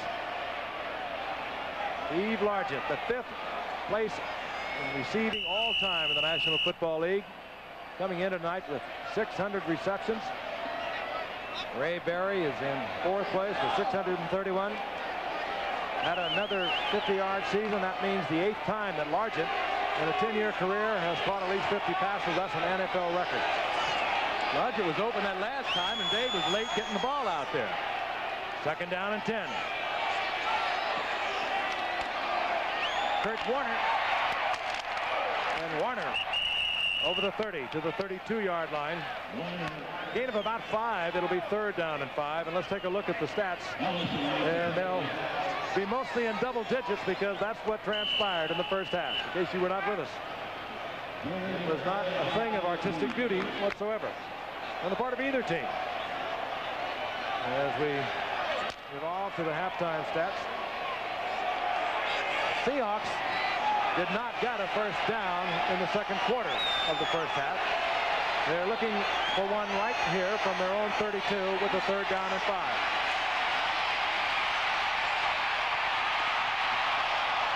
They will not get it. Craig down at the line of scrimmage, chased and dropped by Keena Turner, and Seattle must punt. Keena Turner did an excellent job on that play. He not only had to cover number 80, Steve Largent, he had to try to keep Craig from running for the first down, and fortunately Craig slipped and Keena made the play. Dave Finzer on to punt. There is Keena Turner. Makes a lot of things happen for these 49ers. And there is Dana McLemore. McLemore deployed at about the 49ers 25-yard line. And he takes it at the 27.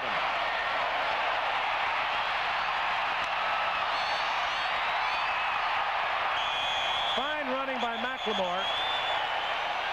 He got out of a lot of trouble several times and gets it out over the 35 to the 36. A 40-yard punt, and McLemore with an 8-yard return. 41-yard kick. 49ers first possession. Montana in the first half. He warmed up a little bit towards the end. He wound up 9 of 20 for 138 yards, the 1 touchdown, but he had 3 interceptions. He only had 6 coming in to tonight's game for the entire season. Montana sprints for the first down, and he'll get it. Out to the 46-yard line before he is driven out of bounds by Schultz. Well, that's what Joe Montana does so well, too. Or another thing, I should say, Joe Montana does so well. He buys time with his movement. The defense had everyone covered except Joe Montana, and he makes 11-yard gain. He did that so well in the Super Bowl last year. Certainly did. 59 yards to scramble for against Miami. 24, 35, 3 touchdowns, rushed for 59 yards in the Super Bowl. 49ers totally dominating the Miami Dolphins. Super Bowl 19. First and 10. Roger Craig is in the flat.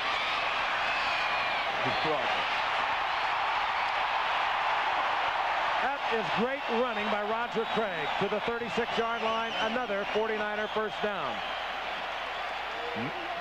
You take a look at this play. It's a simple play. A low swing pass. Most teams in the league will gain maybe 5 yards out of a play like this. And not with Roger Craig. Just look at the leg action. He never gives up on a play. He's always working, and he's always covering the ball when it comes time for contact with the defense. End of the night with 1,476 all-purpose yards, or rather yards from scrimmage. Marcus Allen, of course, was tied with him a week ago. Marcus Allen had 222 yards yesterday. So Craig will have a hard time getting close to Allen. But he's working at it as we watch Wendell Tyler pick up about 3 to the 32-yard line. It'll be 2nd down and 7 for the 49ers. And we're going to pause 5 seconds and allow our stations to identify themselves. KGO TV, Channel 7, serving the Bay Area. The Seattle Seahawks and the 49ers, they're both 6-5. Seattle 6-5 in the AFC West, chasing Denver and the Raiders. They're 8-4. The 49ers are chasing the Los Angeles Rams. They'll win tonight, and they'll still be 2 games behind with 4 remaining to be played. 49ers on 2nd down and 6. They lead 12-0, and Montana tries to make it more, looking for the rookie Jerry Rice in the end zone, but he was well covered. Kenny Easley was back there. He was helping Keith Simpson, and Montana put it out of the end zone. Well, if any receiver beats them deep, I don't think it's going to be Jerry Rice. And talking to Ralph Hawkins, the defensive backfield coach of the Seahawks team, he said in the last 3 games, the 49ers have thrown 3 long passes, or 3 flies, 3 up patterns, and 8 of them went to Jerry Rice. So they plan to keep an eye on him tonight. 3rd down and 6. Roger Craig is the single setback.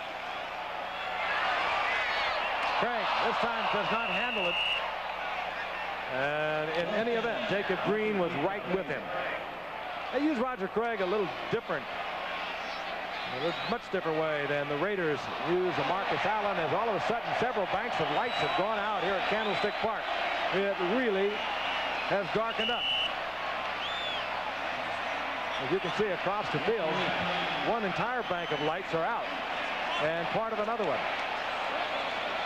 And I started to say that Marcus Allen, they just use him with the Raiders almost like an ICBM back there. You know right where he's going to be. He's coming at you. Well, they move Roger Craig around a great deal, the 49ers. They put him in motion. They put him on the flank. They'll even split him out as a wide receiver. Well, what the 49ers try to do with Craig is dictate to the defense what coverage they must go into. They'll send other players in motion to force them into a certain defensive coverage, and then they'll try to isolate Craig on a linebacker or something. In L.A., the Raiders, they just come right at you. Well, I don't know whether we are waiting for the lights to be turned back on or not. Seems to be certainly enough light to play football. Certainly shouldn't hamper Craig at all. Hey, it might help Seattle. We'll try to get an answer as to what has happened, but there's one entire bank of lights here at Candlestick Park that have gone out. Part 2 others, part of 3 others now as I look around. But it could get very dark here very suddenly. Major storm in the Bay Area yesterday, over 3 inches of rain, but it cleared up and was beautiful throughout most of the day. The temperature expected to drop into the 50s tonight. There's Candlestick Park, which will be expanded to 70,000 seats over a $30 million 5-year rebuilding program.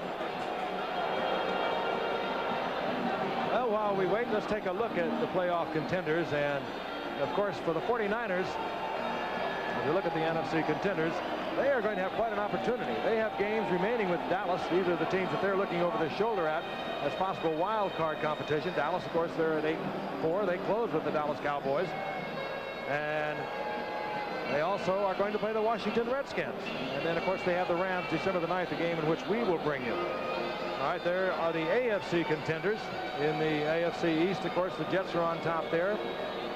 Miami is 8-4. They'll be playing the Bears next Monday night. We'll bring you that game. And New England is 8-4. And in the Central Division, Cleveland and Pittsburgh are knotted up at 6-6, and we'll be watching the Pittsburgh Steelers and the San Diego Chargers in a couple of weeks in San Diego.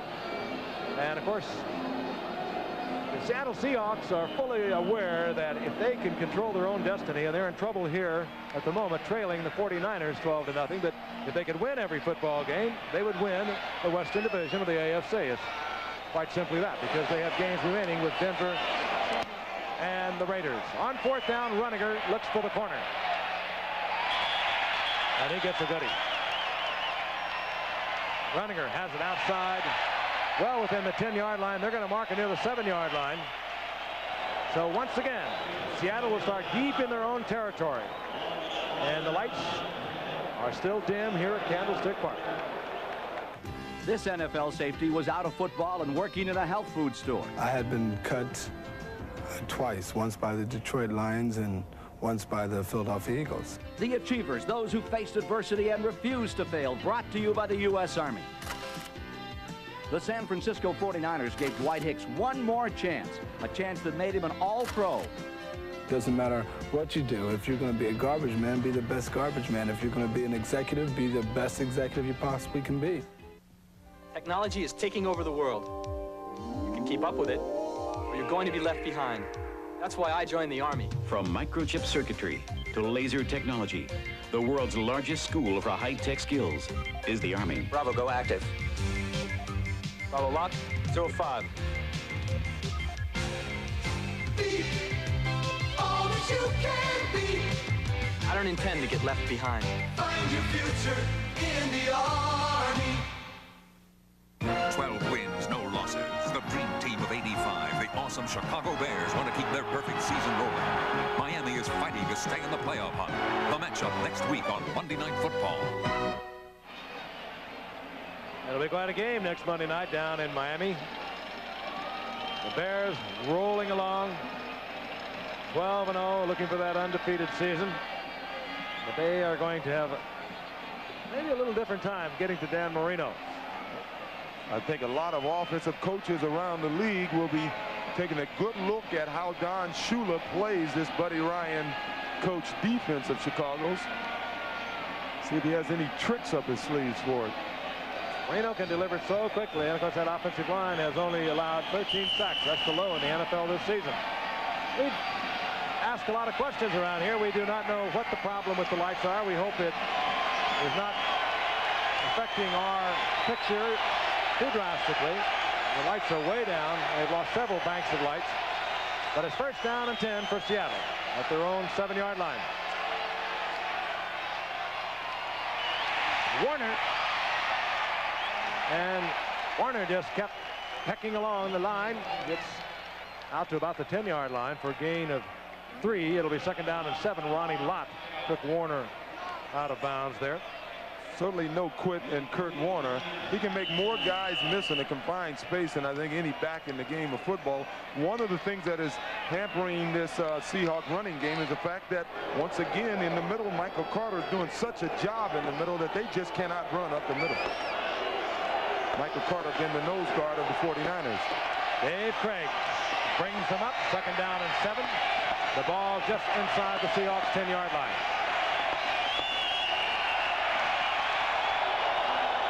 Craig was down to 4 seconds on the 30-second clock.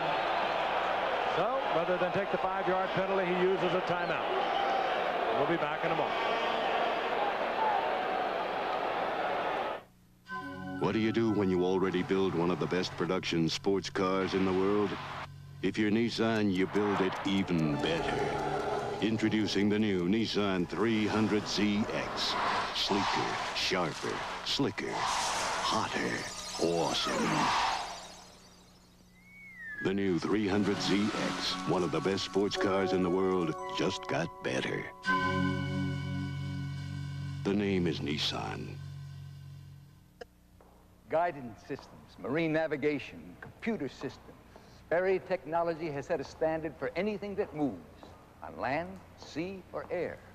Now Sperry will set a new standard for airline safety. A warning system that can sense wind shear and alert the cockpit automatically. You know, a lot of people consider Sperry a safe choice. They don't know how right they are.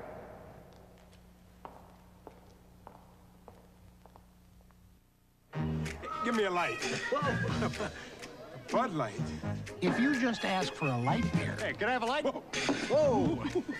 You never know what you'll get. Give me a light. Bud Light.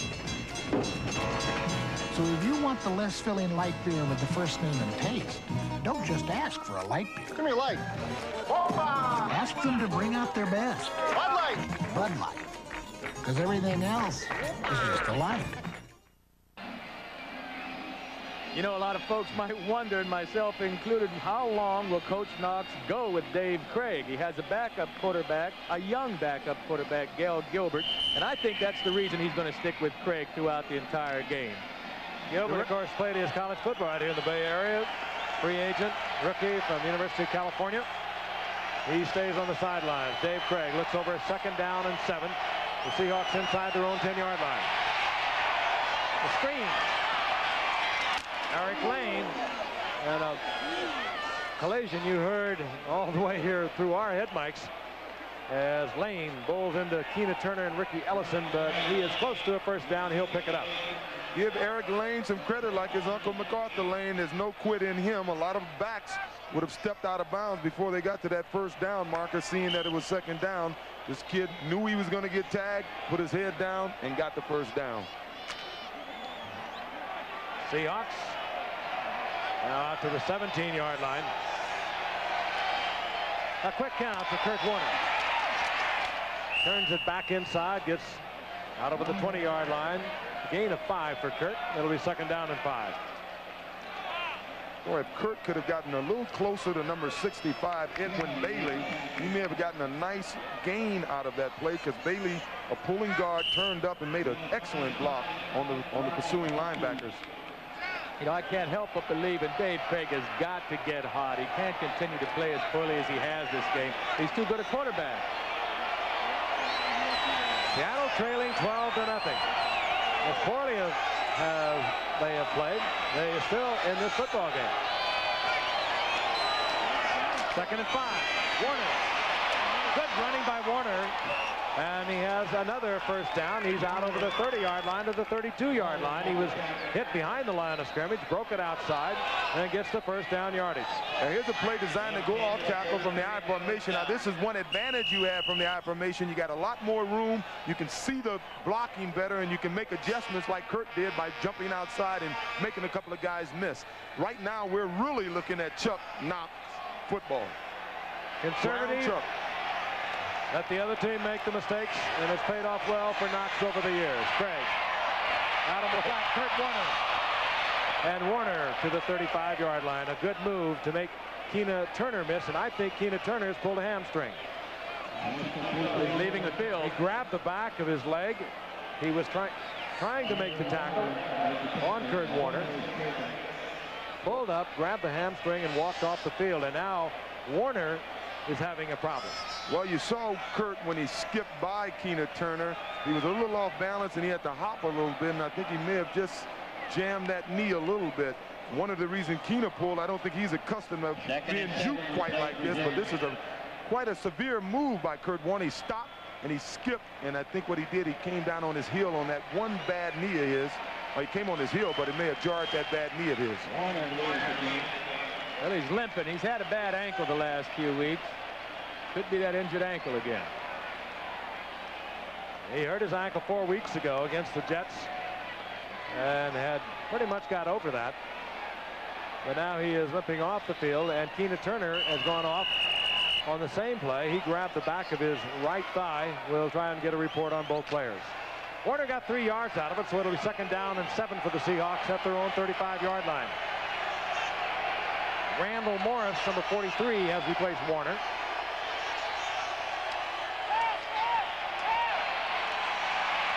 Craig, Largent, and Largent will have a first down at the 45-yard line of the 49ers.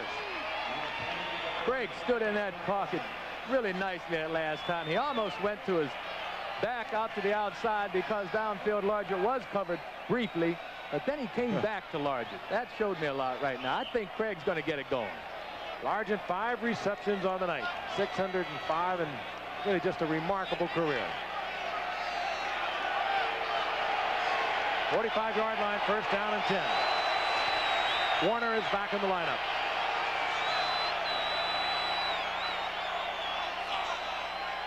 Charlie Young in motion. Craig flips it out to Warner. And Warner making 49ers miss all over the field. I'm telling you, Kurt was playing possum when he limped off the field a few plays ago. Because, I mean, he looked as sharp on that run as he's looked all night. You have to suspect it was the ankle, because when ankles start to heal up, every now and then you hurt them, and just for a moment you're unable to go. Warner obviously out for a couple of plays, back in the lineup. Look at these moves. I tell you, he can make more guys miss in a confined space than any back in football. Most backs would have to stiff arm like that. He just makes them miss him clean. I mean, just totally missing. A few inches short of the first down is Kurt Warner. Craig, 6 of 20, 65 yards. He has a 1 interception. 8:16 remaining in the third quarter. 49ers leading the Seahawks 12-0. These are vapor lights in Candlestick Park, and they are gradually starting to come back. Although there is one bank in which there are only a few lights. As you can see, they're starting to come back. Plenty of light now, however, to play this game. Second down and a few inches for the first down.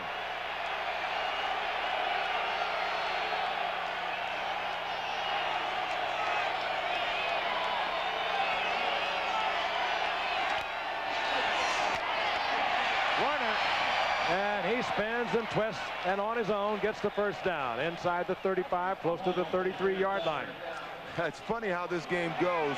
He was thinking about getting the first down on that play, and I think one of the reasons he went inside instead of staying outside, which he might have gotten a big gain, is because when he tried to go outside on the goal line, he got stopped for a safety instead of staying true to the hole. And if that wouldn't have happened, I would have bet he would have stayed outside on that play and he would have gotten a big gain. Manu Tuiasosopo is in at nose tackle. You saw number 95, Michael Carter, come off to get a bit of a breather. Seahawks have a first down and 10.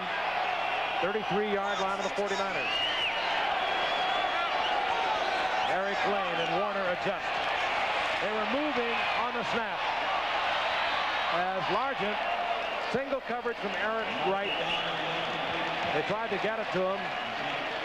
Reagan called the automatic, and they were adjusting when the ball was snapped. Referee again tonight, Bob McElwee. Show you the confidence they have in Eric Wright. They will leave him out there all alone with the best of receivers in the league. Perhaps the best man-to-man defender on this 49er team. Legal motion. Offense. 2 men moving. You know you're going to love Sunday night here on ABC. Dick Clark's hosting the 33 and the 3rd anniversary celebration of American Bandstand. Everyone is going to be there for this one. The great stars. Great music spanning a third of a century of American Bandstand at 8 o'clock Eastern Pacific, 7 o'clock Central, Sunday right here on ABC with Dick Clark. When we talk about Dorian Gray, he's got to have a picture somewhere. Great performer for all these years. First down and 15. Midway through the third quarter. Craig wants all of it. Flag is down. Byron Franklin was wide open. Craig overthrew by a mile. Again, a flag is down at the line of scrimmage. And the penalty against the Seahawks. Word from the 49ers sidelines is that Keena Turner has a strained hamstring muscle.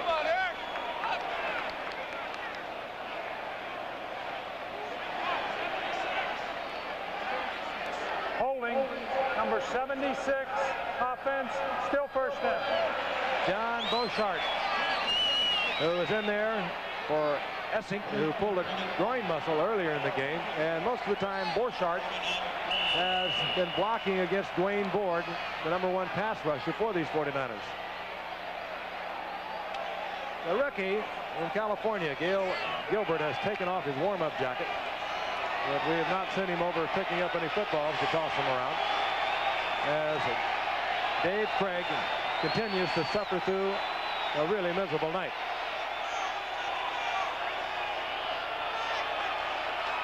First down, long yardage.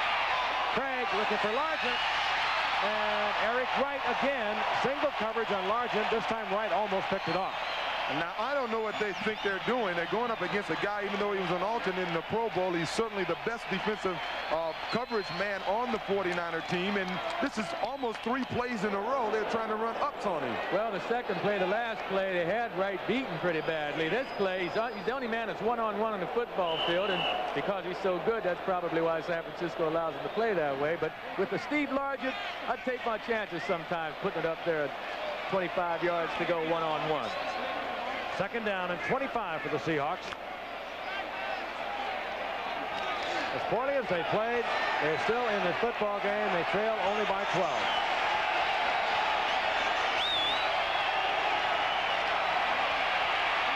Underneath, Darrell Turner.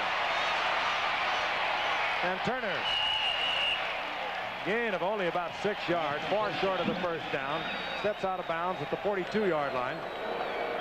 It'll be third down and 17. I don't know. I think I'd have to be talking to my receivers, a young Darrell, about getting some yardage instead of running out of bounds. Hey, we're losing this football game. It looks like he's trying to save some time on the clock. They marked it at the 42, so it'll be third down and a little more than 17. Largent goes right, as does Darrell Turner.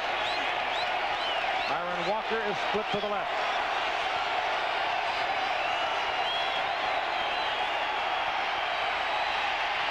Craig, and Scansey is wide open, but he is held short of the first down near the 26-yard line.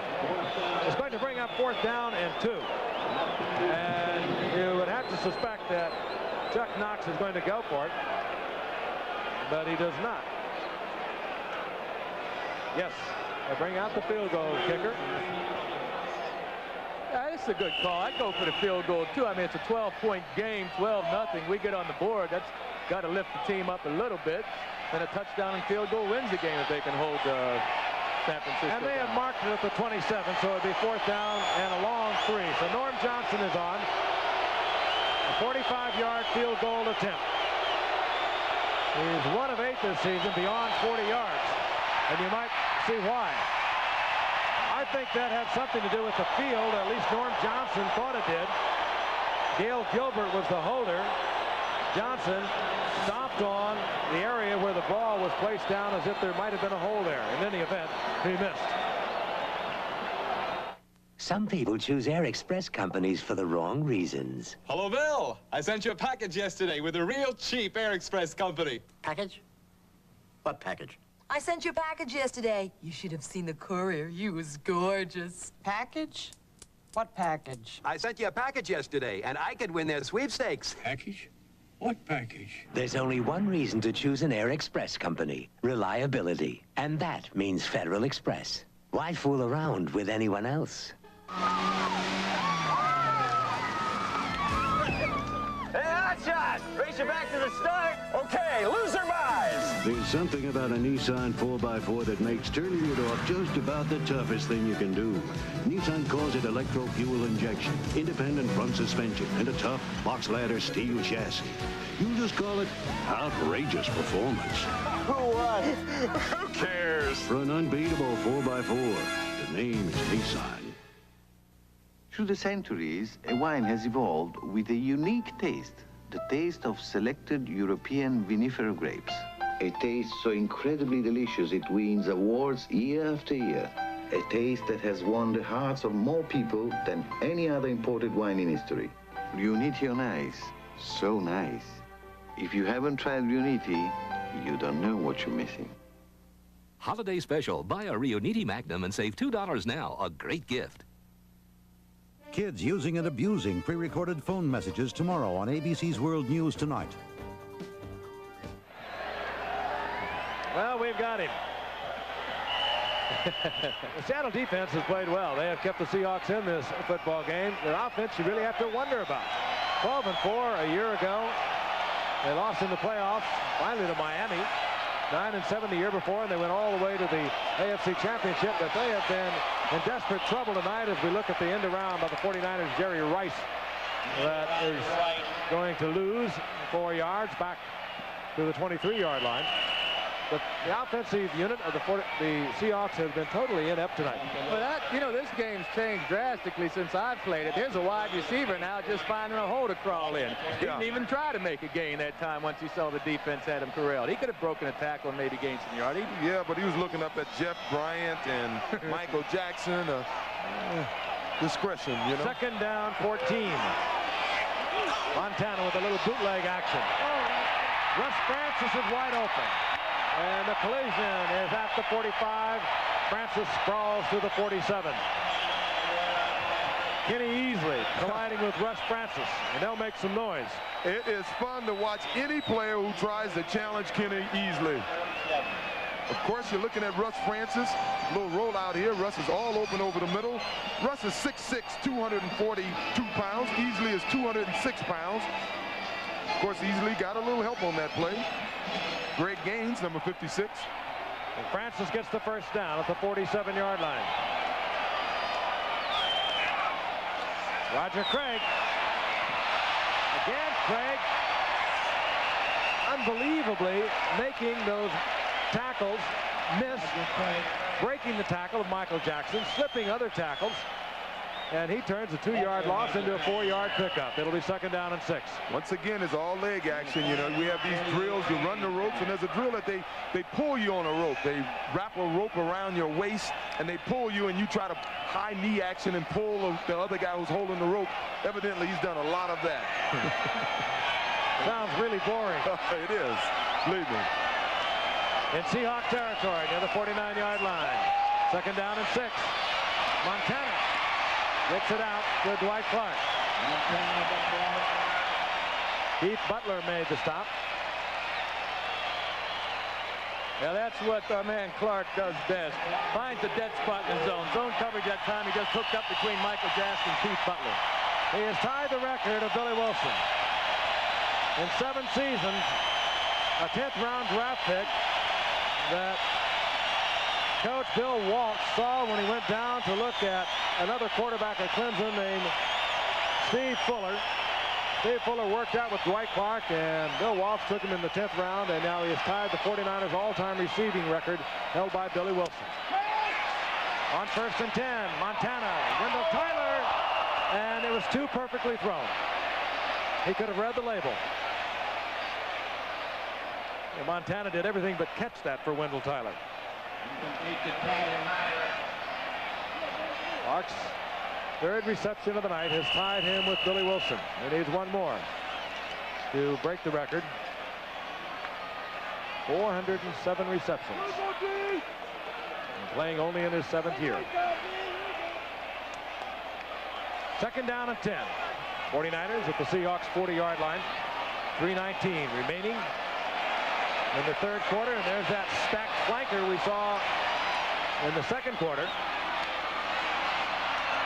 This time, Seattle has done their homework. They covered a little better than they did on the prior occasion.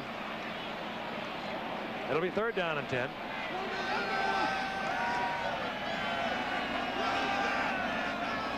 Last year, of course, the 49ers 15-1. Lost only to the Steelers.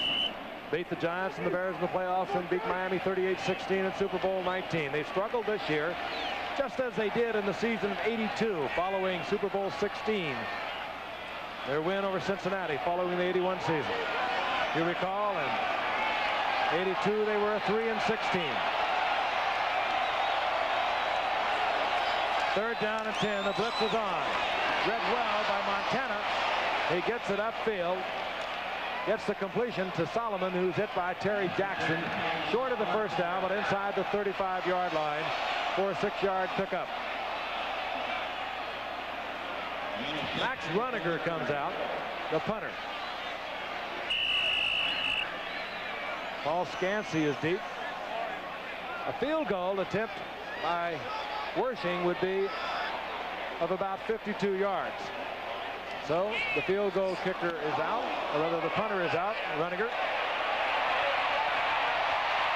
And the 49ers are unable to cover it before it gets into the end zone. The Seahawks will get it back on the touchback at the 20-yard line. And Dave Craig is wondering what has gone wrong tonight. Its time has come at last. A 4x4 that blazes a new trail for all-terrain vehicles. Its full-time four-wheel drive will climb mountains, ford rivers, and conquer the densest forest. But the most amazing thing of all, it's not a truck. It's the new 4Trax 4x4, and it will take you almost anywhere. 4Trax 4x4, only from Honda. Give me a light. No, Bud Light. If you just ask for a light beer, Thanks. You never know what you'll get. Nah, give me a light. Nah, Bud Light. Yo. So if you want the less filling light beer with the first name and taste, don't just ask for a light beer. Give me a light. Ask them to bring out their best. Bud Light. Bud Light. Because everything else is just a light. It's Sears' biggest automotive sale of the year. Hundreds of thousands of batteries, thousands upon thousands of shocks, and they're all on sale. Save $20 on a Sears Die-Hard battery, only $49.99, our lowest price of the season. And save 40% on Sears heavy-duty shocks, now $5.99 each. So install some confidence at Sears today. Quantities aren't limited, but time is. There's more for your life at Sears. A fierce SEC rivalry as Heisman hopeful Bo Jackson and 7th-ranked Auburn meet Alabama, who's gunning for a Sugar Bowl bid. Coverage begins with College Football Today, Saturday.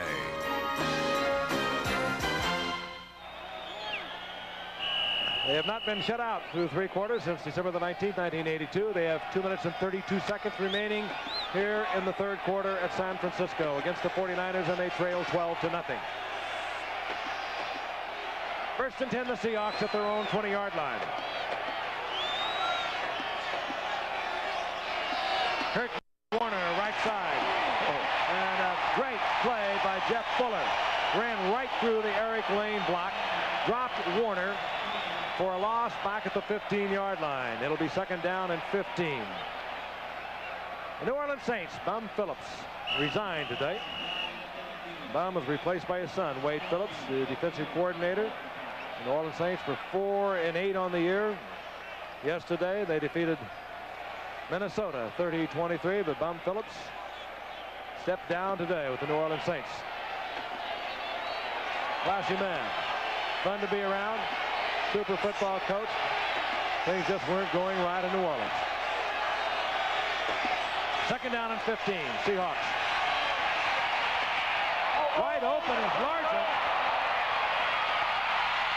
Largent to midfield, and Largent single coverage again by Eric Wright, and Largent did a number on Eric Wright. He gave him a drive inside, turned Eric Wright completely around, and he was wide open. There is a good move. He even looked inside. That goes to show you, even the best of them can get beaten one-on-one. Eric Wright did get spun around. Eric got beaten twice on that run, before the catch and after the catch. Largent, 2 receptions on the night. He's been fairly well covered, and most of it has been single coverage by Eric Wright, but he has 2 receptions for 56 yards. He gives the Seahawks a first down near midfield. Craig, screen back against the grain. It goes to Charlie Young, the tight end, who hurdles down close to the 41-yard line, just short of a first down. Eric Wright and Ronnie Lott were both there defensively for the 49ers. That play would have gotten a lot more yards if Byron Millard, number 71, would have made his block. He had excellent position to make the block, and he just simply missed the cornerback coming up. Less than 30 seconds remaining here in the third quarter. The Seahawks offense has struggled all night long, but nevertheless, they are only 12 points down. Second down and less than a yard. Warner, first down and more to the 35-yard line of the 49ers. And that should expire the third period.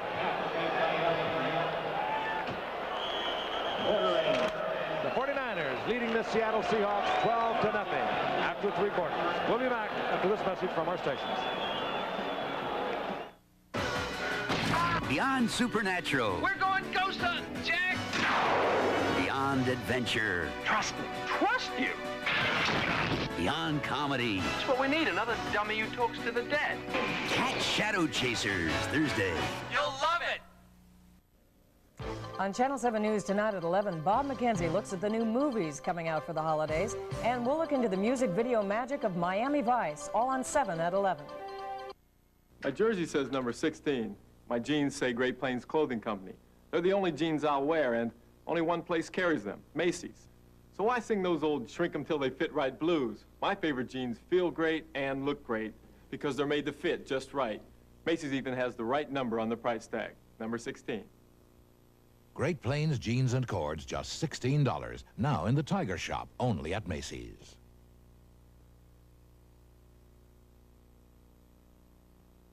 The 86 Toyotas are blasting off from your Toyota dealer.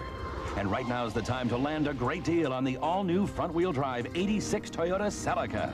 For pure fun, test drive the sporty mid-engine MR2, now available with automatic transmission. And don't miss the Toyota Camry, front-wheel drive with stretch-out room for 5. We're out to break every sales barrier, so get to your Toyota dealer fast. For 86 Toyotas and out-of-this-world deals, who could ask for anything more?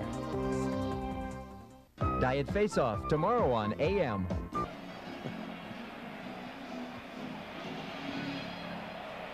Fourth quarter in a game that's so very important to both these ball clubs, the Seattle Seahawks and the 49ers. They're both 6-5. Seattle, of course, in the AFC Western Division. With a victory tonight, they will move to within 1. Both the Raiders and the Denver Broncos, they lead the AFC West. And Seattle has remaining on their schedule a game with both Denver and the Raiders. So they are in a bit of control of their own destiny. On first down, Seattle goes on a quick count. And Craig gets the ball into Charlie Young, but he doesn't handle it. It's incomplete.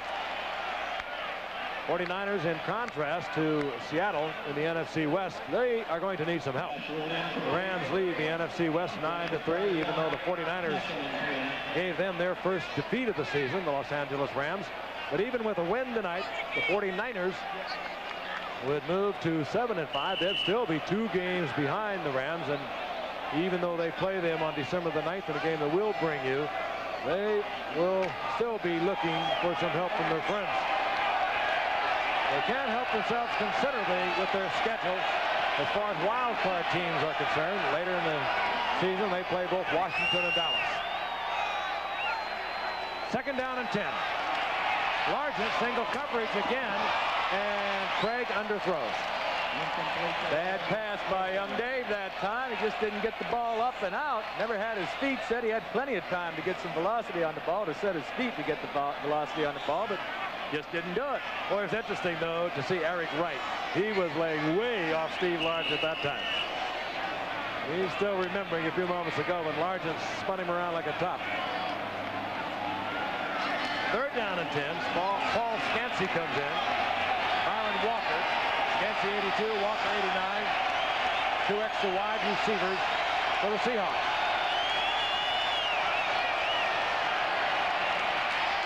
Blitz is on. Craig hits Scansey, but he's short of the first down by about a yard near the 27-yard line. Now it's decision time for Chuck Knox. I don't think it's much of a decision. You pretty much have to go for it now. Fourth down. Jeff Stover, by the way, for the 49ers, has suffered a bruised knee. He will not be coming back. Fourth down and a yard and a half to go. Well, when you haven't kicked or had any success by kicking the ball past 40 yards, you can hardly blame the coach for going for the first down.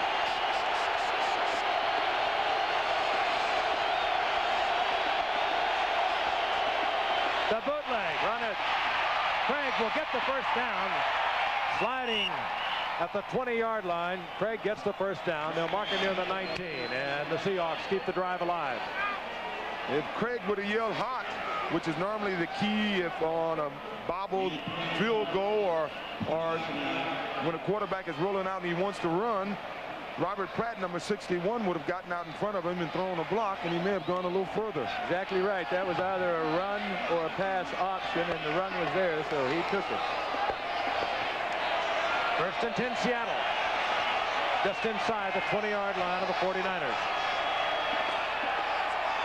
That's Eric Lane in motion. Play action by Craig. Looking for Turner. He was well covered by Dwight Hicks.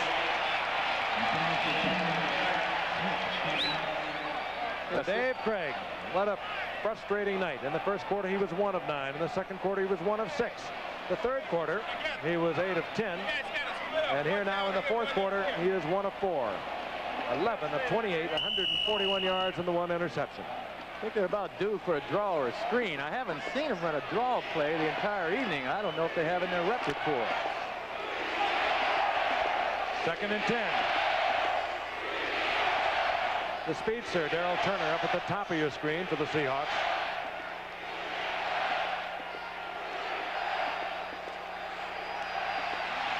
'49ers come with the blitz again, and Largent is in the end zone, and Craig overthrows under pressure. Well, Largent was open. He had Dwight Hicks beaten that time. Just another overthrow. That time, however, there were 49ers right in the face of Dave Craig. Wayne Board applying pressure. Third down and 10. Wayne Board, is he the one you call Pee-wee, O.J.? Yeah, they call him Pee-wee. Why did they call him Pee-wee? I mean, he's 6'5", 248. Well, we always used to tease him. We said it was his face. He had this little Pee-wee kind of scrunched up face. I think he had bigger brothers, though. That's what it was.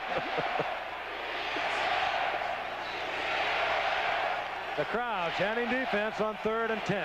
The Seahawks will go from the shotgun, and there's movement on the left side. Dave Craig is going to call timeout. His tackle on the left side, Brian Millard, moved at the line of scrimmage. Craig very wisely used the timeout to avoid a 3rd and 15. But Seattle is now down to 1 timeout remaining. Sometimes even Bigfoot's family gets tired of snow. To get away, they need the Nissan Stanza wagon, the only wagon with dual sliding doors, so it's easy in, easy out for all the little Bigfoots. And now the fuel-injected Stanza is available with 4-wheel drive to get you through the snow or away from the snow. Nice trip. For sure. For dual sliding doors and 2- or 4-wheel drive, the name is Nissan.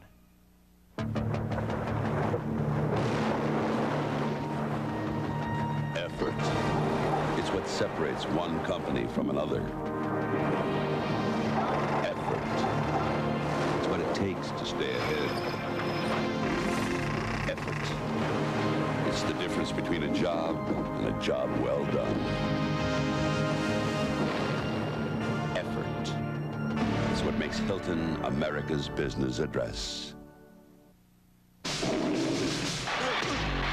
He could have stopped the fight. He could have saved his best friend's life. But now, the one thing he can't do is walk away. He's had 1 professional fight, and 1 man is dead. Tabibi, he's going to have to kill me. You can't win! Rocky IV, rated PG. Starts Wednesday. Check newspapers for a theater near you.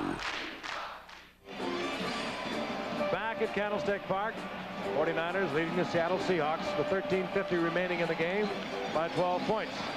Seattle has a 3rd down and 10. The ball is at the 49ers 20-yard line.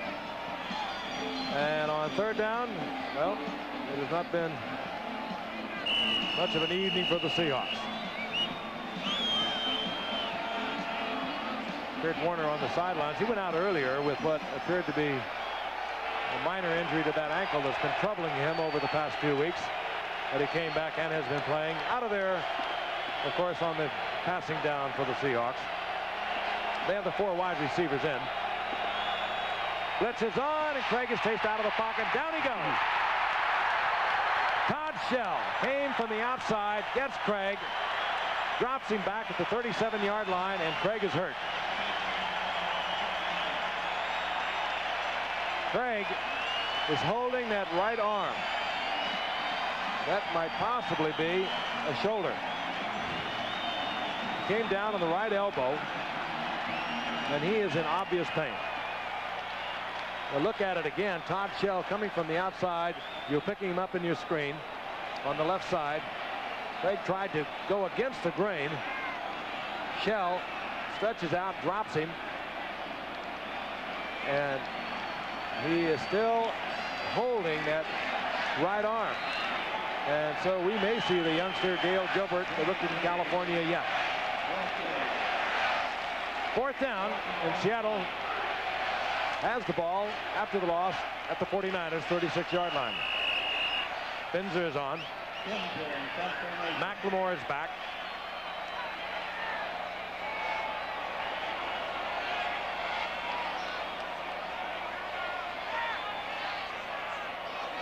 Binzer has kicked well tonight into the corners. And this one, however, gets into the end zone for the touchback, and the 49ers will have the football at the 20-yard line, and we will try to get a report on Dave Craig as quickly as possible. But on the sidelines, the rookie quarterback, Gail Gilbert, is warming up. A reminder, once again, Saturday right here on ABC, CFA college football, the 50th time Southern rivals get it on, Auburn and Alabama. Of course, Heisman Trophy hopeful Bo Jackson, with over 1,600 yards this season, will be going for Auburn. You'll see it right here on ABC Live at 3 o'clock Eastern Time. Auburn against Alabama. Our coverage beginning with college football today at 3. On first down, Montana goes down. Back at the 13-yard line. Oh, I don't know how he held on to that football. Joe Nash gave him a blindside lick that most quarterbacks would have dropped the ball. A loss of about 5. It'll be second down and 15 as Seattle records their first sack in the last 2 games. There is Gilbert. Had a great career at the University of California. Had a few injuries there, but the second leading passer in Cal's history with over 6,500 yards. Roger Craig. Craig slips and goes down at the 27-yard line. And he gets about 12 out of it and tempers Flair. Probably more from frustration on the part of the Seattle Seahawks. Kenny Easley getting into it with Dwight Clark. Well executed draw play. San Francisco has all the weapons. Craig makes it third down and 3.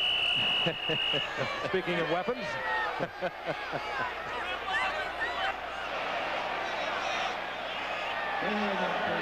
49ers have the football at their own 27. Third down and 3. Clark is left. Freddie Solomon is right. Draw play once again.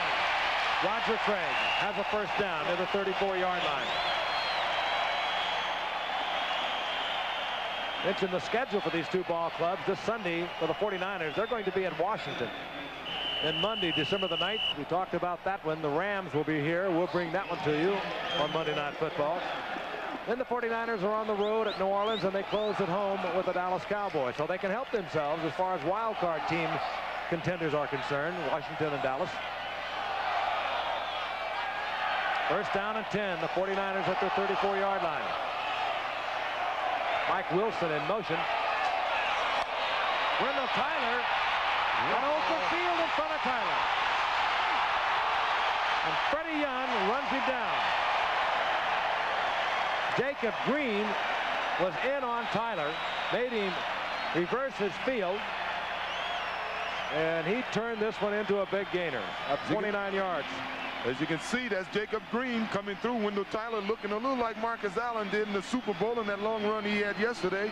And you talk about Freddie Young. Now, here's one of the great athletes playing linebacker in this league today. He used to run punchback down at his college of New Mexico State.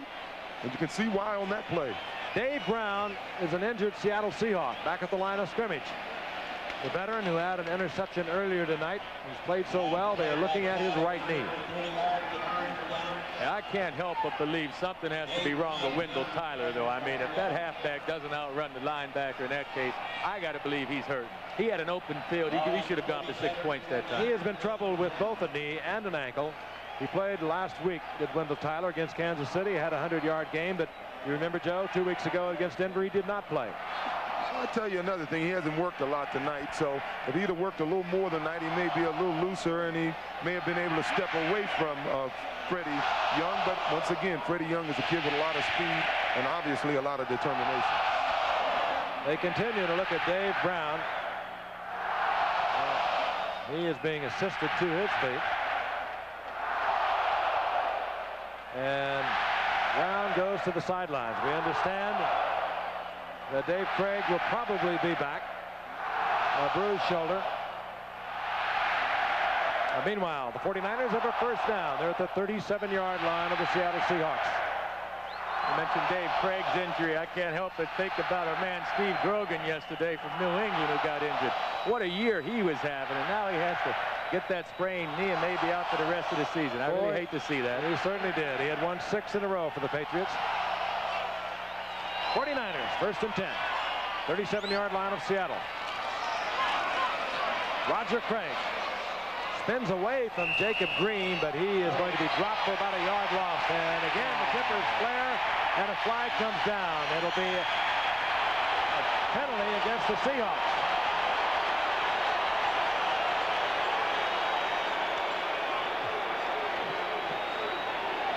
I can't help but believe this Seahawks team is totally frustrated with what's transpired here tonight offensively. Well, John Frank was kind of cute on that play. Personal foul, 15 yards, face mask foul on the 55 defense. First down. 55 is Michael Jackson, but John Frank, the guy he was sort of tussling with, they were trying to block each other, and at the last minute, John Frank was smart enough to throw his arms out to appear that he had nothing to do with the confrontation, and Michael Jackson was left to be the culprit. As you can see, Franks is after him. Now watch him throw his arms out. Hey, look, I'm not doing anything to you. Well, he also had him by the face mask, and you can't do that. And that's the first down for the 49ers. They're the 22-yard line. Montana. Dwight Clark. And it's only appropriate. He breaks the all-time 49er receiving record with a touchdown catch, a typical Dwight Clark touchdown catch at 22 yards. That's his 408th reception, 4th of the night. And in 7 years, he has set a 49er reception record. This is a great catch. He works against Terry Taylor, single coverage. But he has to make that diving effort, and at 6'4", he can get there. He may not be the fastest receiver in the league, but he uses his height, and he uses the deceptive speed that he has as well as any other player of this game. Rushing for the conversion.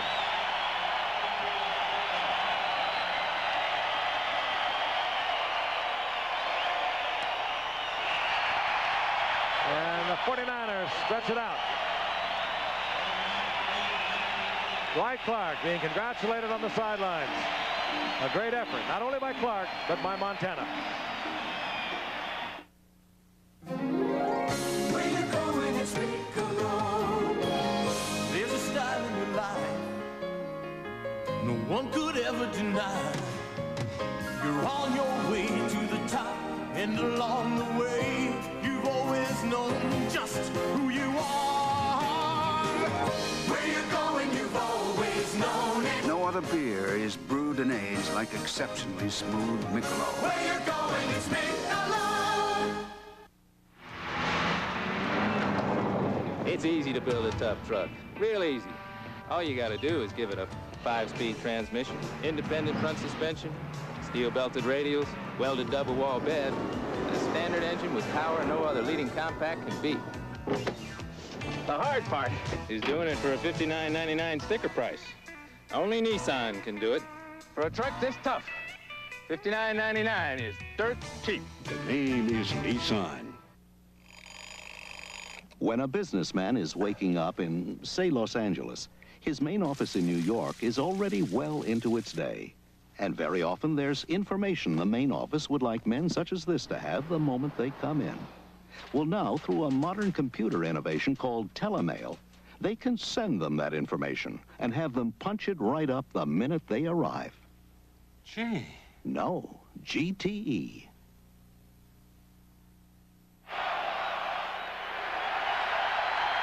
Dwight Clark saluting the crowd that has paid him a tremendous tribute while we were away. Now the holder of the San Francisco 49ers all-time receiving record, his 408th catch, now in his 7th year, coming on a 22-yard diving touchdown grab of a Joe Montana pass. First team kicks off. Randall Morris is back along with Paul Scansey, and Scansey will bring it out. Scansey to the 25-yard line. And we are going to see Gail Gilbert, the rookie from California, for the season. 13 of 29. He's had 1 touchdown, 1 interception. He's a free agent. 3 years he was a starter with Joe Kapp at the University of California, the second leading passer in Cal's history with over 6,500 yards. He threw 32 touchdown passes there. He also had 48 interceptions. He's 6'3", he's 215 pounds, a strong arm. And he's in for a rough time. Goodbye. Could have, should have been 6 points. Dwight Hicks stepping right in front of the intended receiver, Darrell Turner. Well, if it was a well-thrown ball, it would have been 6 points for the 49ers. Unfortunately, it was a poorly thrown out, Joe. One thing Gale forgot to do that time was read the coverage. I hope he doesn't make that mistake again. Hicks was wide open. He was. Second down and 10.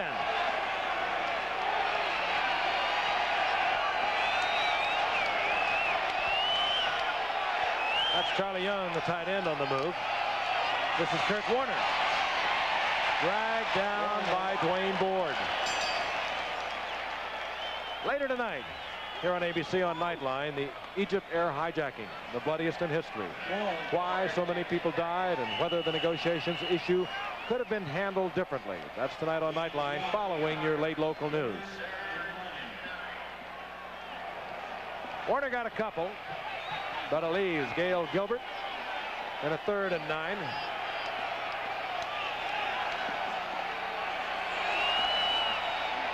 And the youngster from California will give it a try from the shotgun. The 49ers bring everyone. Gilbert gets the ball to Scansey, gets the completion, a flag goes down. Gilbert with a lot of cool back there. He was really hit after he released the ball. Scansey had first down yardage.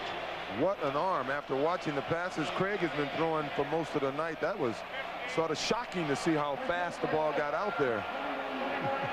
And there will be a personal foul tacked onto that one. Let's take a look at it again. He knew he was going to get hit, and he got hit. There's Scansey, and that's Eric Wright on the coverage. Got that hand on the face mask. So with the penalty, the Seahawks will have a first down in midfield. Now, if they'd have called Dick Butkus on a penalty on a play like that, he'd have beat up the official. Certainly chewed a thumb off or a finger or two. Seattle has been penalized 10 times tonight. 68 yards. San Francisco twice for 20 yards.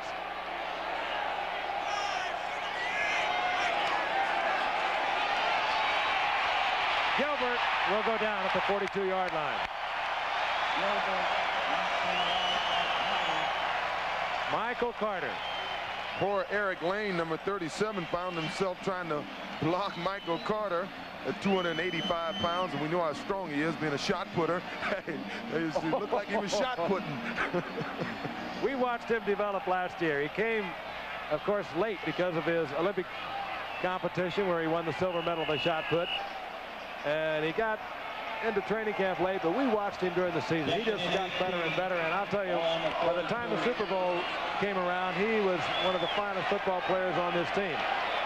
He is powerful.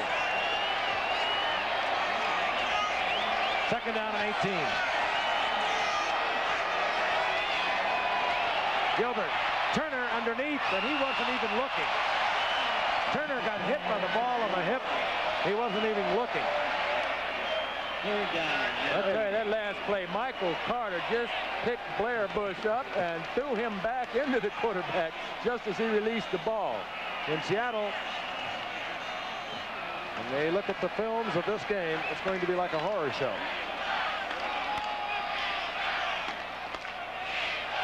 Michael Carter, they pull off the field and they're putting Manu Tuiasosopo in the game, and Michael's wondering why you're taking me out. I'm eating this guy up.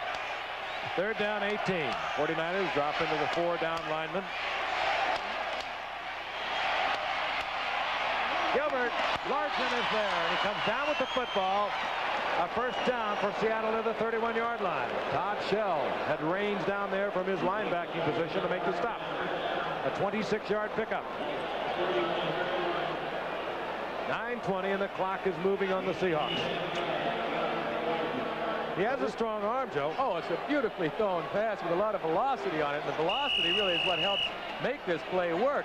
Good pass protection. He has time, but that ball gets there in no time. He puts some spins on it, too, doesn't he? That's pretty. First down, Seattle, 31-yard line of the 49ers.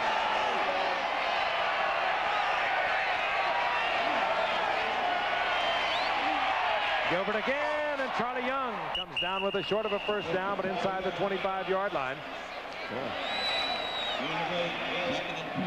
Fine catch by the veteran Charlie Young in his 13th season out of Southern Cal.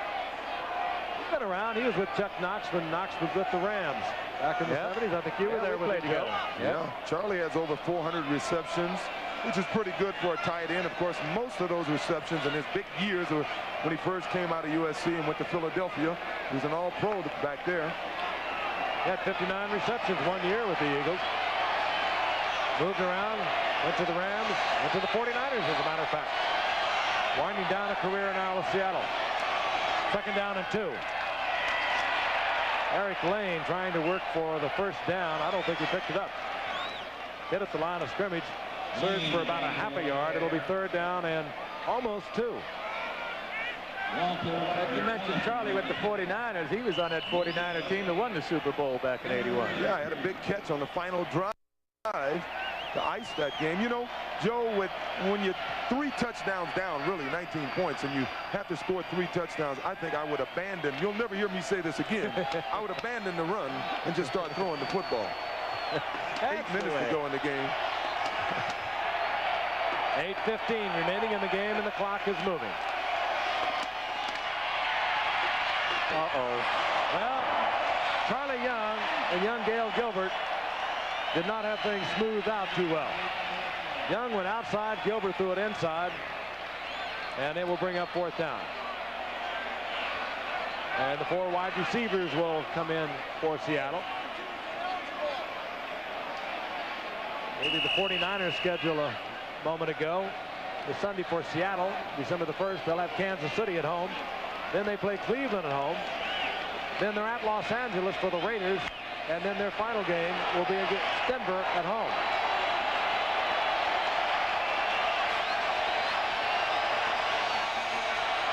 Fourth and a long 2.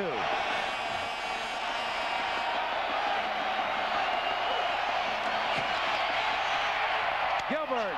And would you believe that Largent doesn't hold on? They sure-handed one. He had the first down. Gilbert had the ball there. And the offensive unit of the Seahawks are snake bit tonight. Yeah. 8:01 remaining in the game, and the 49ers get the football back. They'll have it at their 23-yard line, and they lead 19-0. This is Road Atlanta, where Nissan won its 50th National SCCA Championship. The man who did it, Paul Newman, driving his Bob Sharp Racing prepared 300ZX Turbo. Newman, veteran actor and now veteran driver, led from start to finish to win his 3rd national championship. Nissan's 50th, more than any other manufacturer. Our congratulations to Paul Newman and Bob Sharp Racing for a job well done. For championship performance, the name is Nissan. Excuse me, any Christmas Christmas gifts under $10? Our Ace November Best Buys. This Chicago Cutlery Gourmet knife set is only $9.77. What a bargain. And these Noma 100 mini light sets are just $4.44. Oh, I'll take 2. Or the Coffee at a Touch thermal carafe, just $9.77. Great idea. There are lots more great ideas in the Ace $1 billion celebration circular. I've got a long list, and Ace is the place. Ace is the place with the helpful hardware man.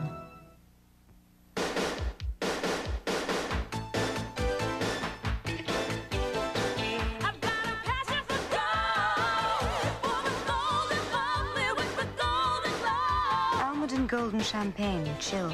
I've got a passion for gold. So cold, so light. It's right for the day as it is for the night. Gold, gold, gold. I've got a passion for gold. New Almaden Golden Champagne. I'm impressed. 12 wins, no losses. The dream team of '85, the awesome Chicago Bears, want to keep their perfect season rolling. Miami is fighting to stay in the playoff hunt.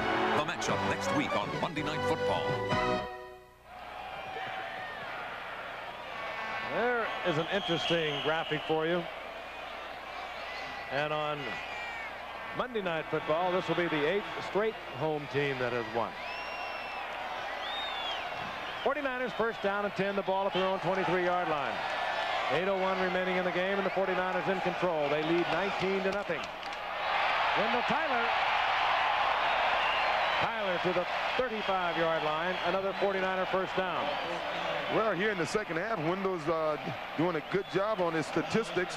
As you know, both Wendell and Craig are both nearing that 1,000-yard plateau.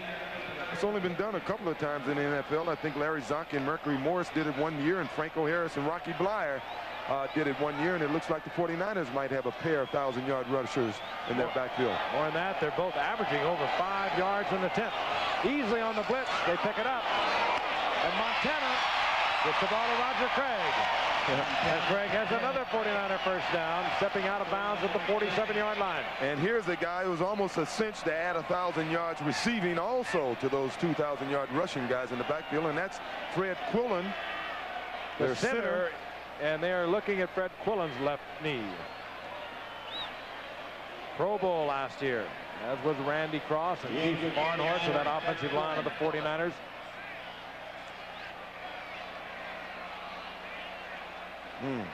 That'd be a tough loss. Craig, thus far on the night, yards from scrimmage. He's carried the ball 10 times for 48 yards. He's had 4 receptions for 66 yards. That's 114 yards combined with Marcus Allen, with whom he was tied through the 11th week, at 222 yards yesterday. Chicago Bears and the Miami Dolphins. The Bears, of course, undefeated going in to play the Miami Dolphins. That should be a very interesting football game. Well, this is going to be interesting. If Quillen goes out, it looks like I think they'll move Randy Cross to center. Randy Cross was a center with this 49er team when he came out of UCLA. He had All-Pro written all over him. And they'll I guess, move the original, the guy who originated the refrigerator, really, at fullback, Guy McIntyre, who used to line up in the backfield last year for this 49er team. He's number 62. They'll move him into Randy Cross's position at guard. Meanwhile, Fred Quillen is being taken from the field. We'll try to get a report for you on the condition of Fred Quillen. They were looking at the left knee. Well, we're talking about centers as well. Miami happens to have the best in all of football, which could have a key bearing against the Chicago defense next week. One of the keys to that Chicago defense is singling up that center and trying to beat him most of the time, but they're not going to beat Dwight Stevenson. 49ers first and 10 at their own 48. Roger Craig tries to work outside. Good defensive effort. Keith Butler drops Craig at the line of scrimmage. Well, I can just hear Steve McMichael and those Bears right now saying, yeah, sure, we'll see. We'll get after Dwight Stevenson and the rest of that line down there. Yeah, I was going to say you can't tell Michael Carter you can't do a job on Dwight Stevenson. That's right. Well, every player in professional football gets had once in a while, but Dwight is the best in the game. I agree with that. He's the best I've seen. Clock is moving with less than 7 minutes to play in the game. Second down and 10. Roger Craig dancing and spinning that high step of his. He'll get 3 yards out of it. He'll get 4, as a matter of fact, but it'll still leave the 49ers with a 3rd down and 7. Michael Jackson defensively there on Craig. Craig, by the way, through 11 games, led the NFL with 12 touchdowns. He was 1 touchdown away coming into tonight from the 49er record held by Joe Perry. Joe the Jet. That's what going back all the way into the 50s. When they had some great running backs, and Hugh McElhaney and Joe Perry, John Henry Johnson. I saw them all. I'm sure you did. Did you used to work at Kezar Stadium, O.J., when they were playing? Good little hustle. Incomplete, intended for Dwight Clark, and the punting unit will come on for the 49ers. Unusual for Dwight. He ran a pattern that was 2 yards short of the 1st down. Plus, he and Joe didn't hook up. They were on different pages that time. Dwight read the coverage and tried to hook him between the outside defender and the inside man, and Joe thought he was going to keep going out. It's funny to think of all the 49er all-time greats and to think that Dwight Clark is now the all-time top receiver. I'll tell you a little story about Dwight in a minute. Runninger hangs it up. And it carries into the end zone for the touchback. And Seattle will get the football back at the 20-yard line. Runninger unhappy with that one. He had it up high. Perhaps he thought he should have got the coverage. He did not get it. This telecast is presented by authority of the National Football League. It's intended for the private use of our audience. Any broadcast or other use of this telecast without the expressed written consent of the National Football League is prohibited. Gail Gilbert, the rookie from California, stays on. Again, Dave Craig, bruised shoulder.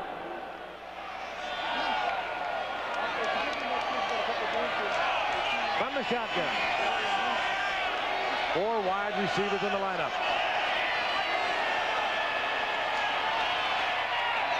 Gilbert gets the ball to Turner. Well thrown ball, and Turner will have a 1st down out over the 30 to the 32-yard line. Well, maybe it's just Monday night. This is the 2nd week in a row we've seen an inexperienced backup quarterback.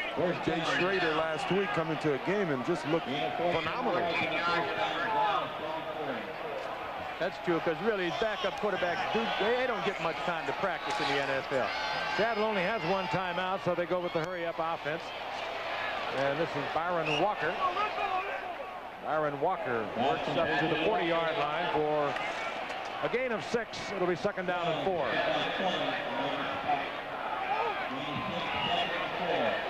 49ers in a deep prevent defense. They have 6 defensive backs out there. They're bringing a 4-man rush. Largent has a 1st down over the 45-yard line as Gilbert continues to go underneath. Now we know the 49ers are playing some type of prevent defense, so don't think Chuck Knox made a mistake by not bringing this guy in the game earlier. Well, he might have anyway, but the reason this guy is having so much success now is the 49ers are just sitting back. Flags are down. Contact had been made. 2 of the 49ers had moved into the neutral zone. The 49ers are complaining that they were drawn offsides. Ball start, number 65, offense. And such was the case. Ed Bailey, the left guard, pulling one of the Niners offsides, and he is complaining bitterly that that was not the case. You know, O.J., what you're saying is so true about these prevent defenses. They really show you that statistics don't make a great deal of difference. People put too much stock in statistics. Here's a team that dominated this game now, but meantime they're going to give up some yardage here, and people are going to turn around and say, yeah, but their pass defense isn't that good. Look how much yardage they gave up. But it's the kind of yardage they can afford to give up now. So statistics don't always tell the truth. 1st down and 15. The Seahawks from their own 43-yard line. Gilbert trying to get a big one to Turner. Picked off by McLemore.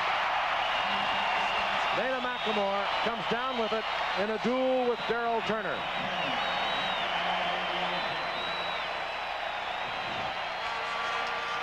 And the 49ers, Seattle with 1 timeout, have this one pretty much in the bank.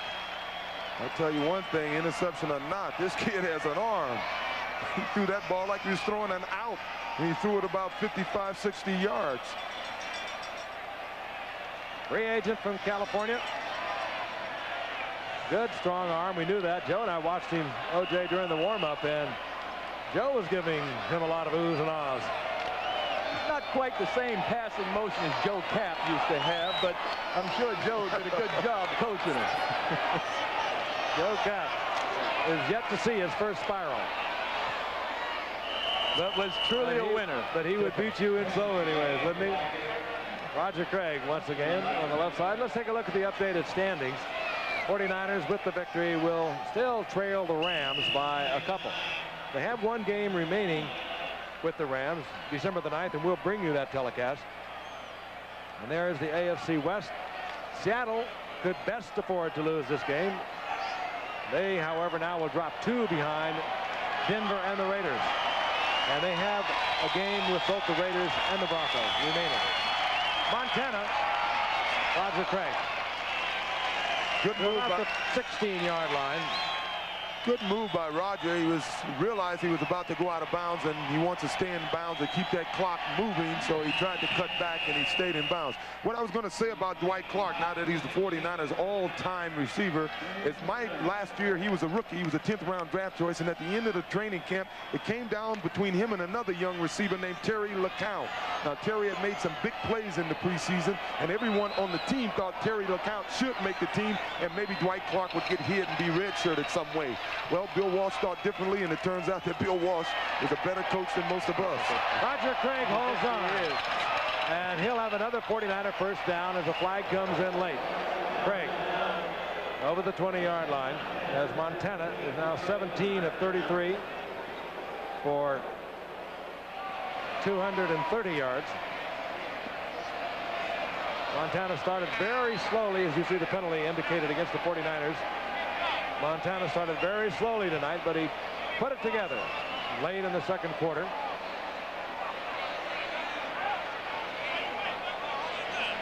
Two minutes and 34 seconds remaining. 85, offense, still third down. Mike Wilson is the guilty 49er. And a 49er first down will be negated.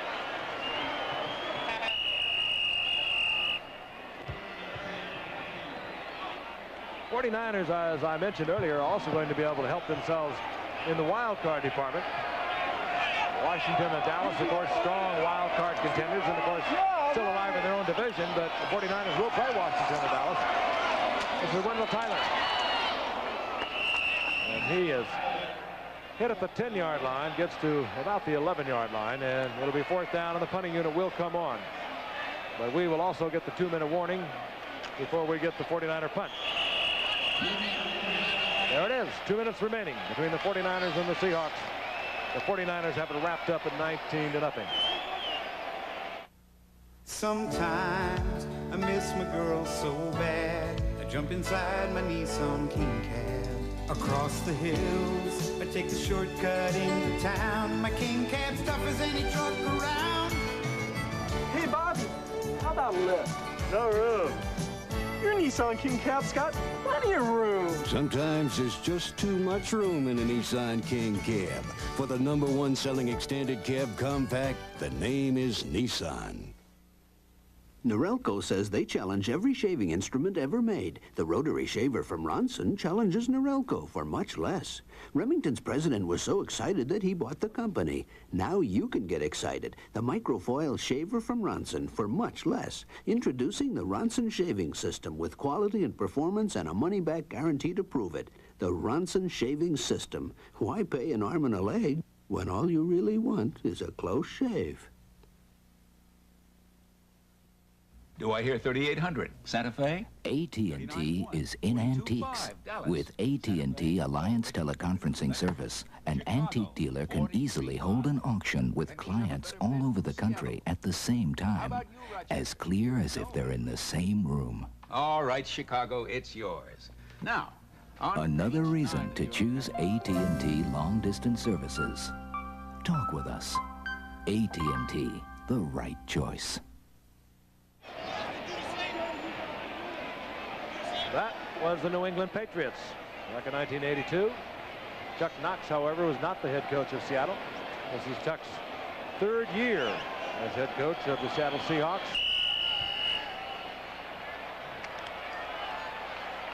Fourth down, and Runninger on to punt for the 49ers. Paul Scansey is back.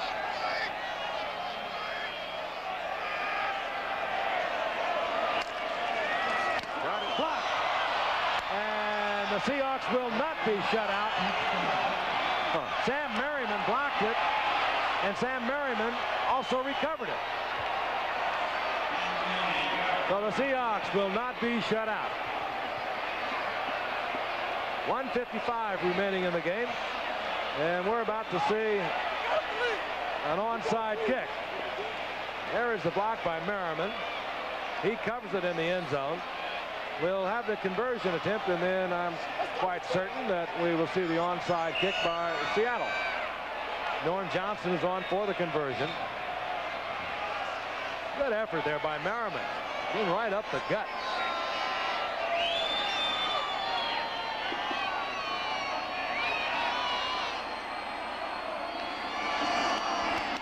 And the conversion is blocked.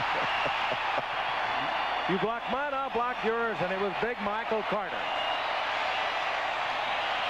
Michael Carter is turning into one major force defensively.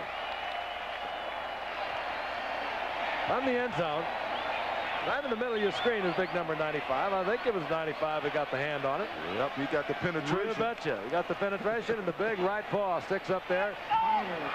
Blocks the conversion.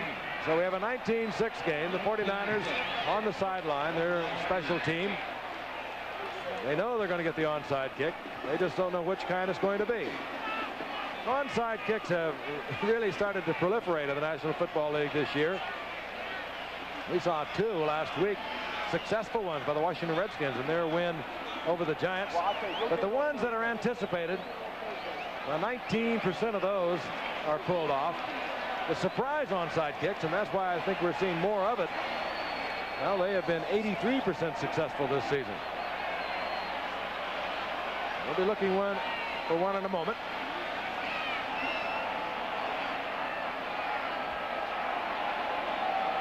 The ball has to travel 10 yards before the kicking team can cover it. Now, this is a very interesting lineup. We're going to leave this wide because we've seen some strange things happen tonight. There are 8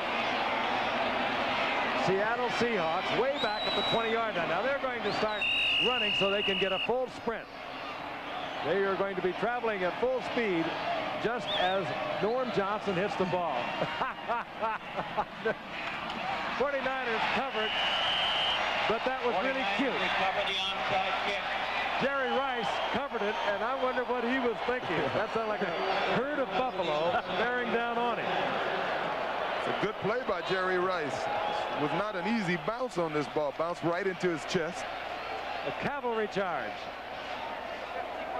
The idea is to have those men with full speed so that they can cover that 10 yards as quickly as possible. 49ers, however, cover it. They're at the 47-yard line of the Seahawks.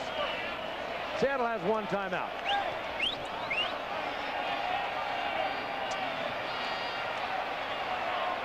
Montana. He started out shaky tonight, but it has become a very respectable game. For the all-time NFL leading quarterback. That's Roger Craig, top rated in the history of this game. Joe Montana. This ABC Sports exclusive has been brought to you by Budweiser. Beechwood Age for that clean, crisp taste. This Bud's for you. And by Nissan, builders of technologically advanced cars and trucks for over 50 years. And by AT&T.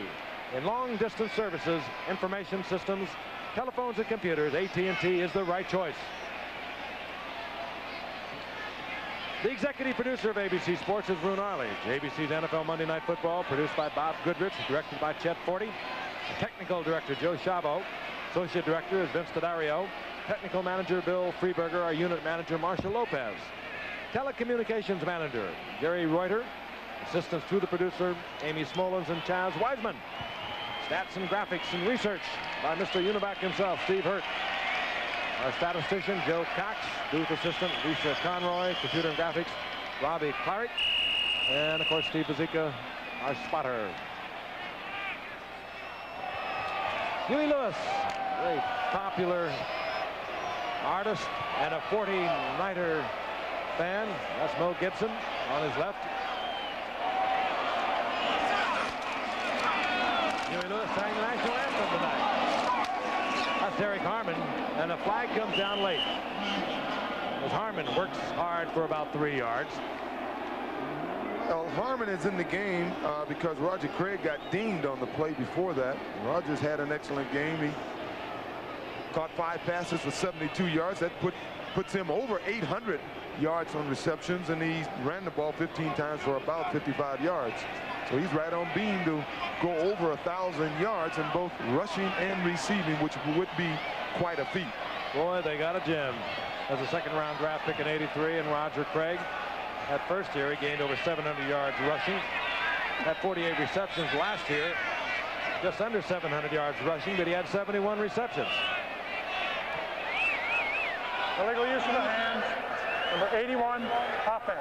Russ Francis, illegal use of the hands for the 49ers with 1:38 remaining in the game.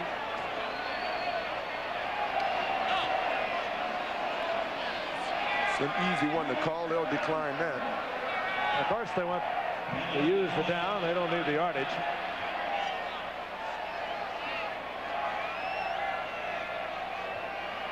Seattle has no more timeouts, so they can't stop it.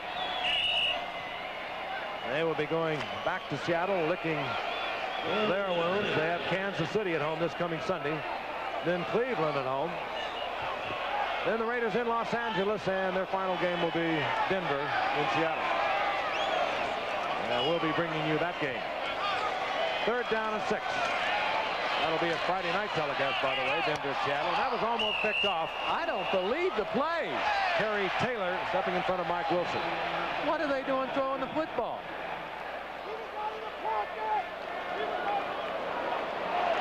Flag is down again.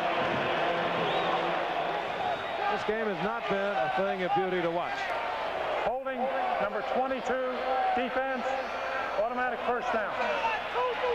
Dave Brown holding for Seattle. So it'll be an automatic first down for the 49ers at the 38-yard line of Seattle. How do you explain that? I can't figure this out. What are they doing passing the football at this stage of the game? Looking for the first down. Good grief. 38-yard line. First and 10, the 49ers. Wendell Tyler. Slips out to the right. You heard it all the way up here through our headsets. Violent collision as Tyler gets a couple of yards. Yeah, Wendell gets dinged now. Not only Wendell, but the man who tackled him appears as if he's dinged. That was some collision. Still have not been able to identify the Seahawk who is down and is staying down.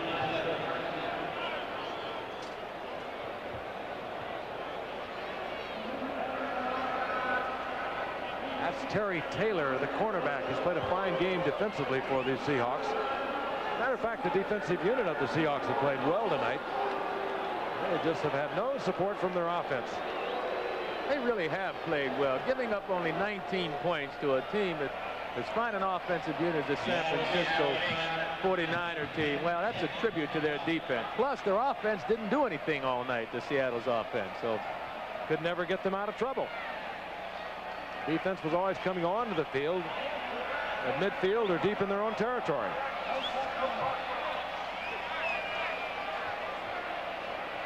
Second down and 9.